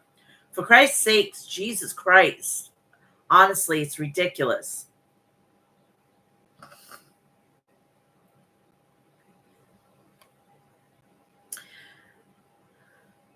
Collision main event. Undisputed World Trios Championship match. The Patriarch, Christian Cage, Killswitch, Nick Wayne versus the Bang Bang Gang, Car, Juice Robinson, and the Guns, Austin and Colton. The winners of this match will be crowned new AEW World Trios champions. Austin got the upper hand on Nick Wayne. Nick had enough and tagged out to Christian Cage. Juice entered the match and Christian Cage quickly tagged out to Killswitch. Juice chopped at Killswitch, but Killswitch knocked down Juice Robinson with a huge strike. Christian Cage turned the tide in the match, kicking Juice in the back when Juice hit the ropes. Colton and Austin utilized quick tags, working over Nick Wayne. Austin charged at Nick in the corner, but Nick moved out of the way. Austin's momentum carrying him over the turnbuckle and down on the arena floor. Killswitch planted Austin onto the mat with ease. Austin fought his way over to Juice and made the tag. Juice jumped out of the way of Wayne's World and Nick and jabbed away at the Prodigy. I'm sorry, but I thought Roxanne Perez was the Prodigy. I hope that fucking WWE trademarked that son of a bitch. Juice splashed Nick Wayne with a cannonball in the corner. Juice rocked Nick with a jackhammer. The Bang Bang Gang triple team Christian Cage. Juice blocked a low blow from Nick Wayne and hit a folding power bomb on Nick Wayne for a near fall. Killswitch choke slammed Juice off the top rope. Christian followed up with a frog splash for a near fall. Killswitch inadvertently headbutted Christian Cage when Juice ducked. Juice reversed the kill switch from Christian Cage, but Christian grabbed the referee. While the referee was dealing with Christian Cage, Mother Wayne blindsided Juice with hairspray in the eyes. Christian Cage nailed Juice with a kill switch and pinned Juice. Whoa, the Patriarch are the new undisputed World Tag Team Champions. World Trios Tag Team Champions, said Shivani. After the match, the lights flickered for a moment, but then the Patriarch went back to their celebration. They're holding it for the House of Black. These titles should have never been taken off the House of Black. It's ridiculous. On to Dynamite, and I'm out of here. 2.5 hours. I'm sorry, people. Dynamite, Blood and Guts. They were coming from the Bridgestone Arena in Nashville, Tennessee. Alex Marvez was with the AEW hotel parking garage, trying to get the scoop from Will Ospreay after the devastating loss to MJF last week. Ospreay. I'll give everyone the comments when I get to the arena. Will Ospreay approaches his vehicle but stopped short when he saw someone had slashed his tires. Ospreay. Have you got a car? Marvez. Yeah. Ospreay, give me your keys. Let's go. Ospreay got into Marvez's rental vehicle and Marvez riding shotgun. Will, I have to ask you, have you ever driven in America? Ospreay, nope. They sped off with a frightening Marvez letting out a scream. Driving here in America and driving here in England are the same fucking concept. We're all nuts. I don't drive. I can't drive. I'm going blind in this eye. So one morning, I'm not going to be able to see. I have a nerve damage in my eye that is basically genetics. I can't help it. AEW International Champion MJF kicked off dynamite at the arena. Nashville Arena football team cheerleaders cheered on MJF as he made his entrance. Hey Tony, you couldn't afford the Tennessee Titan cheerleaders? Oh, that's right, because it would be a conflict of interest. MJF, cut my music, cut my music. Will Ospreay did not hit the Tiger Driver 91 because he's a gutless coward. The fact that you mouth breathers actually thought he could beat me when he couldn't even beat Swerve is laughable. By the way, Swerve, haven't forgot about my world championship. I'm telling you, I'm just waiting for the right moment to pounce. When the spotlight is on MJF, I shine like a diamond, baby. And when the spotlight is on Will Ospreay, he melts. I beat Will Ospreay without breaking a damn sweat. Easiest match of my life. I did it quickly and efficiently. It was an hour, you asshole. If I were you, Will, I'd take a long walk off a short pier. But lucky for you, Will, your grandmother died recently, didn't she? So I guess you can dig yourself a grave next to her. Moreover, let's talk about the facts here. Will, if you don't like what I have to say, why don't you come out here and face me like a man? Oh, that's right, you won't because you're worthless. Speaking of worthless, let's talk about the international champion. You guys, I love this belt because it was held by workhorses who would come out here week in and week out and try to earn your affection by working hard. Working hard is for poors like you. You guys like this belt because it was held by international talent. I would have to sit back and pretend that anyone outside of our great nation matters. You people are unpatriotic and treasonous. I deserve a title that's worthy of my superior and intelligent, and my superior bank account, my superior upbringing. This title is much like Daniel Garcia, much like Will Ospreay, and much like all of you white trash hicks, is nothing more than garbage. MJF threw the title into the garbage, like Alundra Blaze Medusa. I can't believe that, said Tony Schiavone. MJF, I deserve a title that symbolizes the best wrestler in the world, and the best country in the world. Newsflash: I'm not talking about that cesspool known as the United Kingdom. So please rise for your American champion. MJF unveiled the new championship that was on the table in the ring.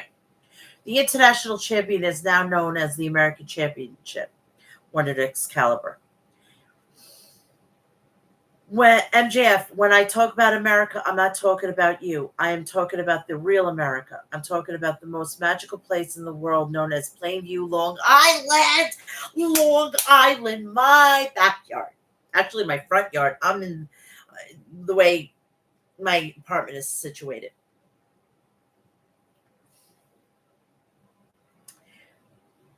God bless America. God bless American champion. But most important, God bless you, American hero. MJF, thank me later. Will Ospreay charged into the ring, and MJF headed for the hills. Ospreay, Max, you can try your best to feed everyone some horse crap, but we ain't eating it. I was in that match, so allow me to tell everyone what was going on in your damn mind at 59.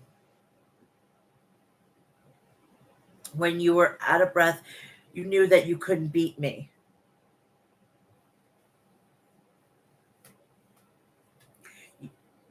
So you reached into your trunks and pulled out that diamond ring and cracked over my skull.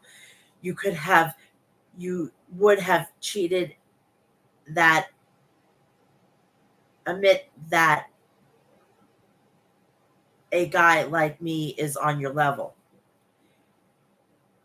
And Max, I'm here with the best news. I have had a meeting with Tony Khan and Christopher Daniels. And guess what, Max? I got my rematch. I got my rematch on home soil. Max, Sunday, August 25th, you and me for the International Championship at All In. That's massive news, said Taz. Henry Race, what are you reading off of? My tablet. See? All my notes. What has happened on Dynamite. So, yes. I haven't done... If you can't see it off the, but it's a tablet. Yes. It's not an iPad or anything. So it's a tablet. It does the same fucking job and it's cheaper. I got this for under $100. I ain't paying fucking $900 for a fucking tablet. You'd have to be checking my fucking sanity at that point. But thank you for asking. I appreciate it. Remember to smash that like button and like, share, and subscribe. Okay? Thanks, Heading Racing 625. Backstage, Bryce Remsburg went to do some coin flip to see who would have the advantage in Blood and Guts. Bryce opened the door for Christopher Daniels has been taken out as the elite surrounded him. Nicholas, he's taking a nap. Matthew, actually, we brought our own coin. AEW on one side and the elite on the other. Sounds good. Bryce knew he didn't have a choice and went along with it, begrudgingly. Matthew flipped the coin and no one surprised the elite won. Nicholas asked where's Hangman, and Matthew assured him that Adam Page would show up because they had a deal. Matthew held up the rigged coin to the camera and revealed he cheated with the coin, which had the elite on both sides. All right, but okay, Karn, no problem. It's just I don't know that because I'm only seeing your username. That's it. That's all I'm seeing. I don't see your actual name. But I will definitely do that. All right. Thank you.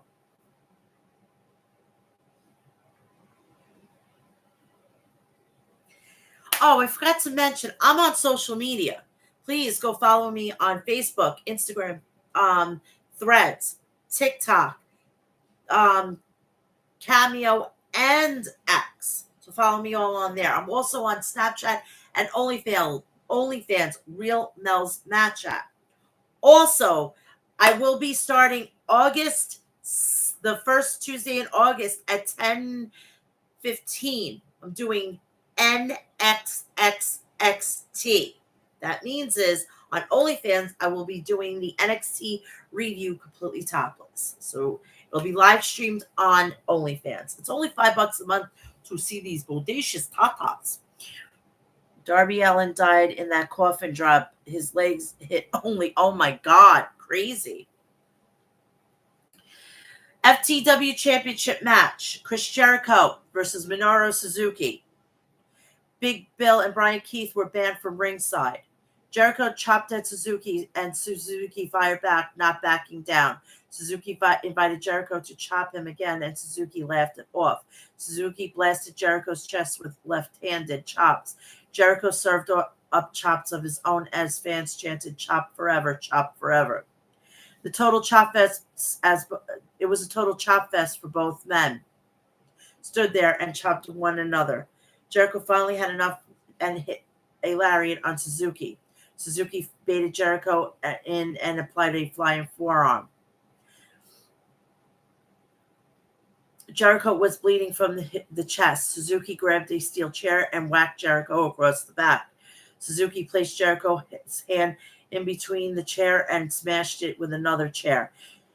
Suzuki applied a Fujiwara armbar, but Jericho gouged Suzuki's eyes and followed up with a code breaker. Jericho kicked out at the count of one. They traded elbow strikes. Suzuki locked in a sleeper, but Jericho escaped and applied the walls of Jericho. Suzuki countered out of it. Suzuki tried for a gut-style pile driver, but Jericho countered with a low blow and connected with a Judas effect for a pinfall victory. After the match, Suzuki spiked Jericho with a gut-style pile driver. Big Bill and Brian Keith ambushed Minoru Suzuki, swarming him in the ring. The wrestler Katsuri Shibata slid from behind and single-handedly wiped out Big Bill and Brian Keith.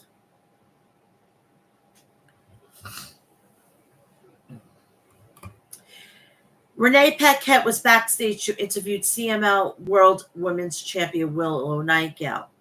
Willow, I've traveled. Stokely Hathaway distracted Willow while Chris Statler nailed Willow with a cheap shot. Stokely, how about next week, Dynamite? We have an eliminator match for that CML Women's World Champion. Willow, what do you say? Well, she'll let us know. Stat letter threw the title down at an injured Willow Nightingale. Now, if you're wondering, she got the title from Stephanie Valcour, which she is now a WWE NXT superstar.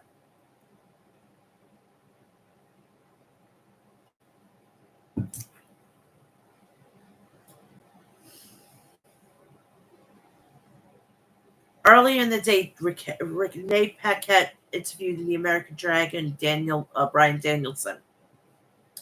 Jeff Jarrett interrupted the interview. Jeff, I've heard your entire conversation. I just have to say this. You know better than anyone that I was crushed that I didn't win the Owen. But hindsight, as I look back over it, you overcame the odds that I didn't. And you were the perfect guy. I couldn't have been prouder to stand in the ring in Calgary to raise your hand. But now you're going to face a champion then who knows exactly what needs to do. Dial in, focus on that championship. I understand you have to heal up physically, but I think you've got a lot of mental healing done to get done. You can't stand on the fence. You've got one foot out the door, but Brian, you've got it. If you're going to go all in, go all in.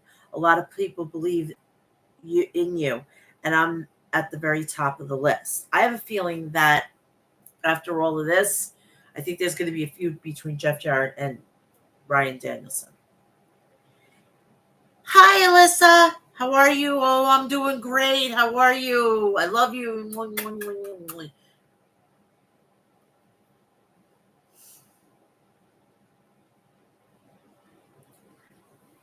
Next up, Zaxa Britt Baker DMD versus Hikaru Shida. Shida blocked a headside lock takeover from Britt, but Britt rolled up Shida for a near fall. Britt looked for head scissors, but Shida rolled away, evading it.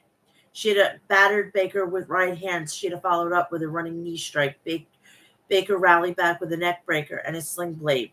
Baker pulled out her surgical glove, but Shida nailed Baker with a German suplex. Britt walloped Shida with a thrust kick. Britt blocked a Falcon Arrow attempt by Shida. Shida looked at her kendo stick in the corner, conflicted, knowing how much of a victory Baker would mean.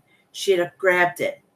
Britt blasted Shida with his snapping neck breaker for a near fall. Shida cracked Baker with a question mark kick, and then the follow Falcon Arrow. Britt countered with a katana kick rolling through the lockjaw, and Shida had no choice to tap out. After the match, TBS champion, the CEO, Mercedes Moné, walked onto the ramp. Mercedes, Britt, that was very impressive. What a strong victory over the former champ. I know that you want a shot at my title at All In, and that would be hotter than CEO versus DMD. So let's get to it, because I know everyone is waiting for my answer, and the answer is no. Camille from NWA, former NWA Women's World Champion, has finally showed up to work.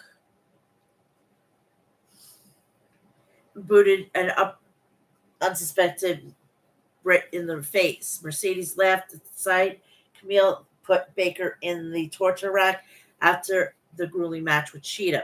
Look at the size of Camille. She's gigantic, said Tony Schiavone. Camille raised Mercedes' hand in the ring. Wow, what a great job, in my opinion. Mercedes recruiting the pairing up here with the dangerous Camille, said Taz.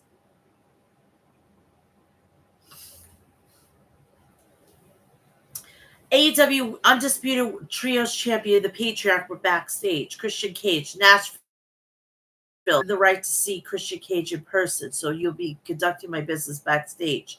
Now, this past Saturday on Collision, the Patriarch triumphed as we walked out the new Trios champions. This Friday on Rampage. My son Nick is entered into the Royal Rampage, and he's going to walk out as the number one contender for the AEW World Championship match. Now, Nick, you've earned the right to speak for yourself, so the floor is yours. Nick Wayne, well, first the Trios champion, soon to be the number one contender. Hey, why do I keep seeing your face? Kip Sabian was standing backstage as Nick walked up to him. Nick, I saw you last week while you were walking outside our locker room to the ring. Now I'm seeing you here. What's your deal? Kip Sabian, there's no deal. Nick, I know you also in the Royal Rampage this on Friday. I'm going to be the one to throw your ass, all right? And by the way, no one cares that your dad is dead. Be a man and suck it up. Alyssa, how long will they push Liv Morgan until they get tired of her, annoying and can't stand her on the mic? Why? Yeah, she's a fucking placeholder. She's a fucking placeholder. Do you honestly think they're going to keep the title on Liv Morgan? Rhea Ripley is where the money is. Don't worry, she'll get the title back. Trust me. The Bastard Pack versus Iron Savage's Boulder. Pack hit Boulder with a kick to the midsection. Pack pump kicked Boulder, but Boulder knocked down Pack with a shoulder tackle. Pack dodged moonsault from Boulder. Pack followed up with a shotgun drop kick. Pack drilled Boulder with a brainbuster and scored the pin. And it's very simplistic. The Glamour, Mariah May versus Caitlin Alexis. May walloped Caitlin with a vicious drop kick out of the gate. Mariah hit another drop kick, this time off the top turnbuckle. Mariah cracked Caitlin with a running knee strike and then planted her opponent with a mayday in the center of the ring. Mariah May crushed Caitlin with a running hip attack and then the Storm Zero for the pin. Toni Storm music began to play, but it was all a ruse as Mariah May began to laugh. Suddenly, Toni Storm appeared in the ring and she and Mariah duked it out. Referees and security had to separate Mariah and Toni. Toni, are you prepared to die? Because I am. She was like Lauren Bacall or somebody. I can't. She's portraying old Hollywood. So all the old Hollywood actresses she's going to take things from. And I got to blow my nose again. I am so sorry, people. My nose is dripping. It's kind of sort of cold in here. And it's just, my nose it runs. And I got to blow my nose again. I am so sorry. I get up to get a tissue, but I don't want to get up. And the tissues are in my living room. Main event time. Blood and Guts. Team AEW consists of AEW World Champion Swerve Strickland, Ring of Honor World Champion Mark Briscoe, Darby Allin, and the acclaimed Max Caster and Anthony Bowens. Versus the Elite, AEW Continental Champion Kazuchika Okada, TNT Champion Jack Perry, Hangman Adam Page, and the AEW World Tag Team Champion, the Young Bucks, Matthew and Nicholas Jackson, is on deck.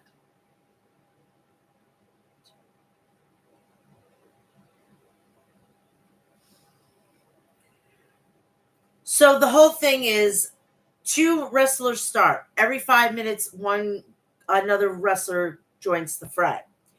All five members of each team have to be in the cage. After they're in the cage, that's when Blood and Guts start. It's the same fucking concept as War Games. If you've watched War Games, you've watched it. It's simple, cut and paste, basically. MLW does it.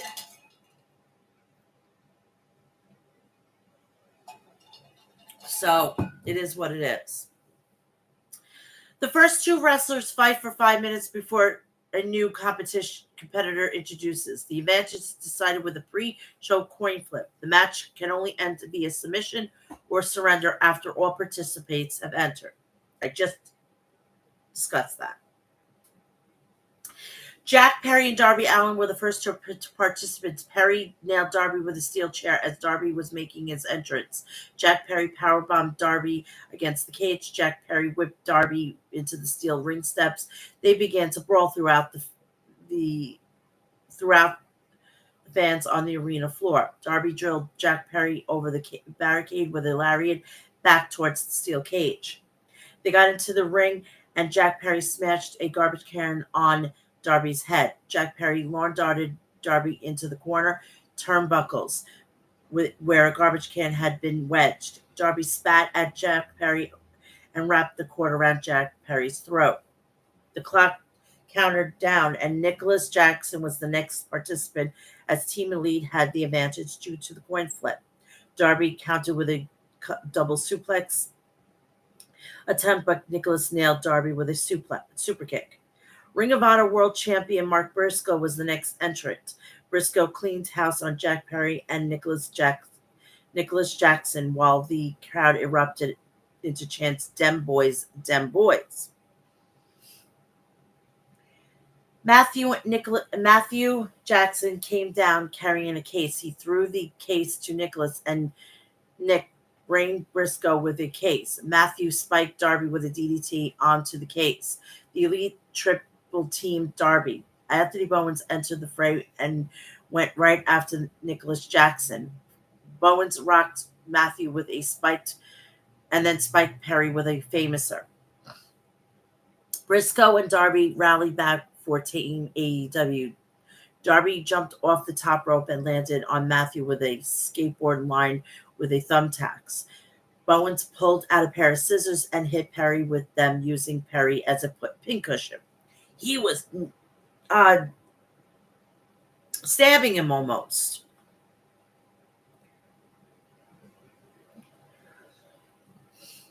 The Rainmaker, Okada, came to the ring. Okada cracked Bowens, Briscoe, and Darby with a metal steel sign that said Rainmaker. Okada spiked Briscoe with a tombstone pile driver onto the sign. Caster jumped into the ring with a microphone, and the odds were temporarily even for AEW. The Bucks hip tossed Bowens onto a board wrapped in barbed wire. They sandwiched him between the boards and wrapped a barbed wire, and Nicholas squashed him with a senton onto the boards. Okada and Matthew put tacks into the caster's mouth. Nicholas and Matthew pumped their sneakers and super kicked Caster in the mouth. That must have hurt. Oh my God. Crazy. Hangman Adam Page music began to play. Page never came out. Where the hell is Hangman? Adam has wondered. Oh my God, excuse me. Team AEW regained the momentum as the Elite had gotten cocky, waiting for Hangman. Bowens delivered some barbed wires, sesame timbers on Nicholas. Excuse me, I just got the hiccups.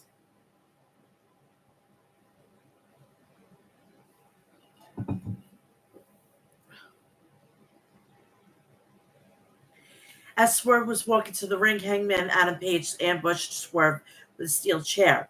Page handcuffed Swerve to the cage outside the ring. Hangman held up the world title and told Swerve that Swerve didn't deserve it. Page smashed the championship into Swerve's head. Matthew Jackson got on the microphone and said, "Hangman, what are you doing? We have a deal. Last time we suspended you, you sat at home. If you don't get your ass in the ring, you're fired." Oh, wow, they actually cursed. Page got into the ring. Nicholas locked the cage door. Matthew told Bryce to ring the bell. Okada shoved Hangman after Hangman got into Matthew's face. There was dissension among the Elite, and Team AEW seized the opportunity.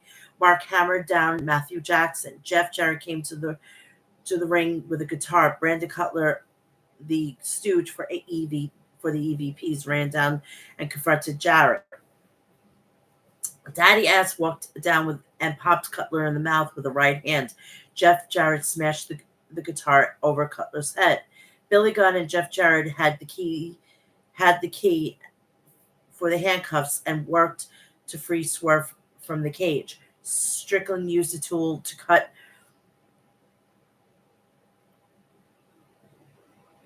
through the cage because they locked the cage already. Swerve got into the ring, went after the Elite, taking out all of his frustrations on the Elite. Swerve and Hangman had the stare down. They met in the middle between the two rings and slugged it out. Page went for the buckshot, but Swerve countered until Page hit the Swerve with a barbed wire.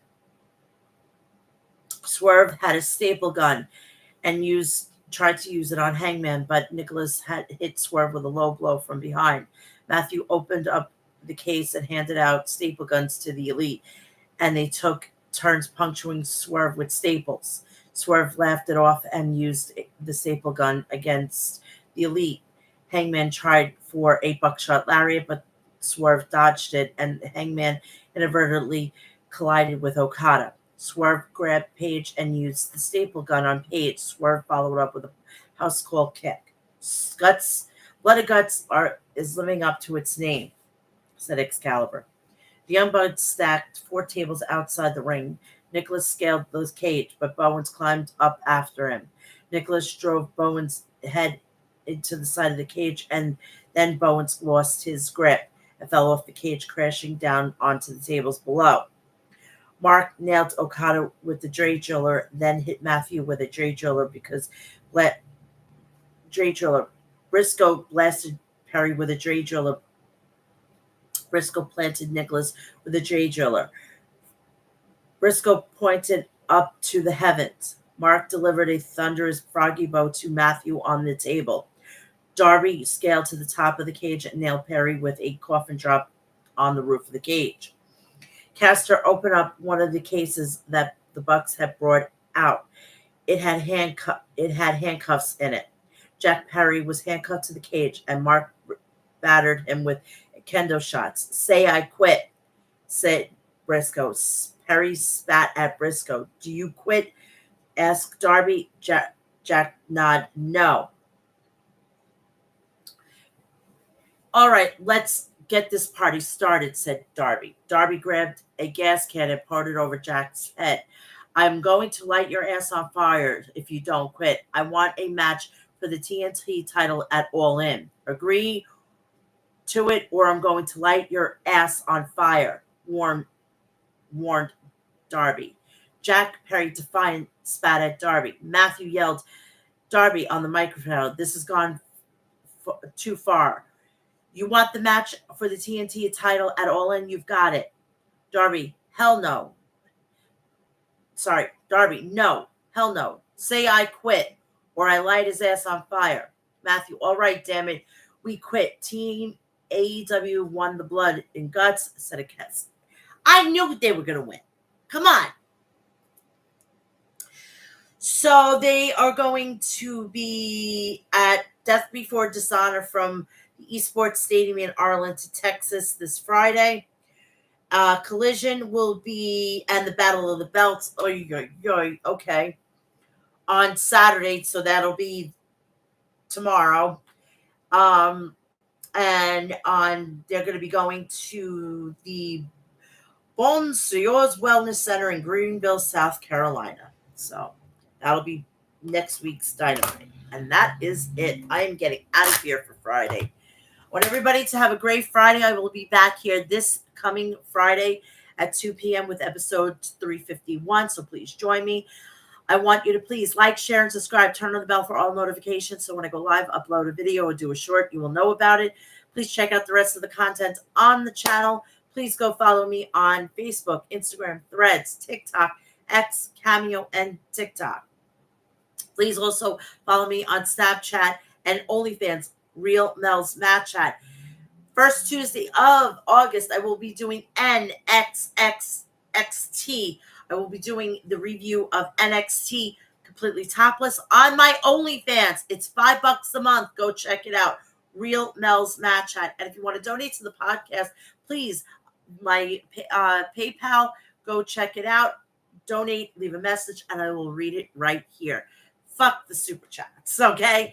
So I want everybody to have a great weekend, and I will see you this coming week on Friday for episode 351. Have a great weekend. I love you all. Bye.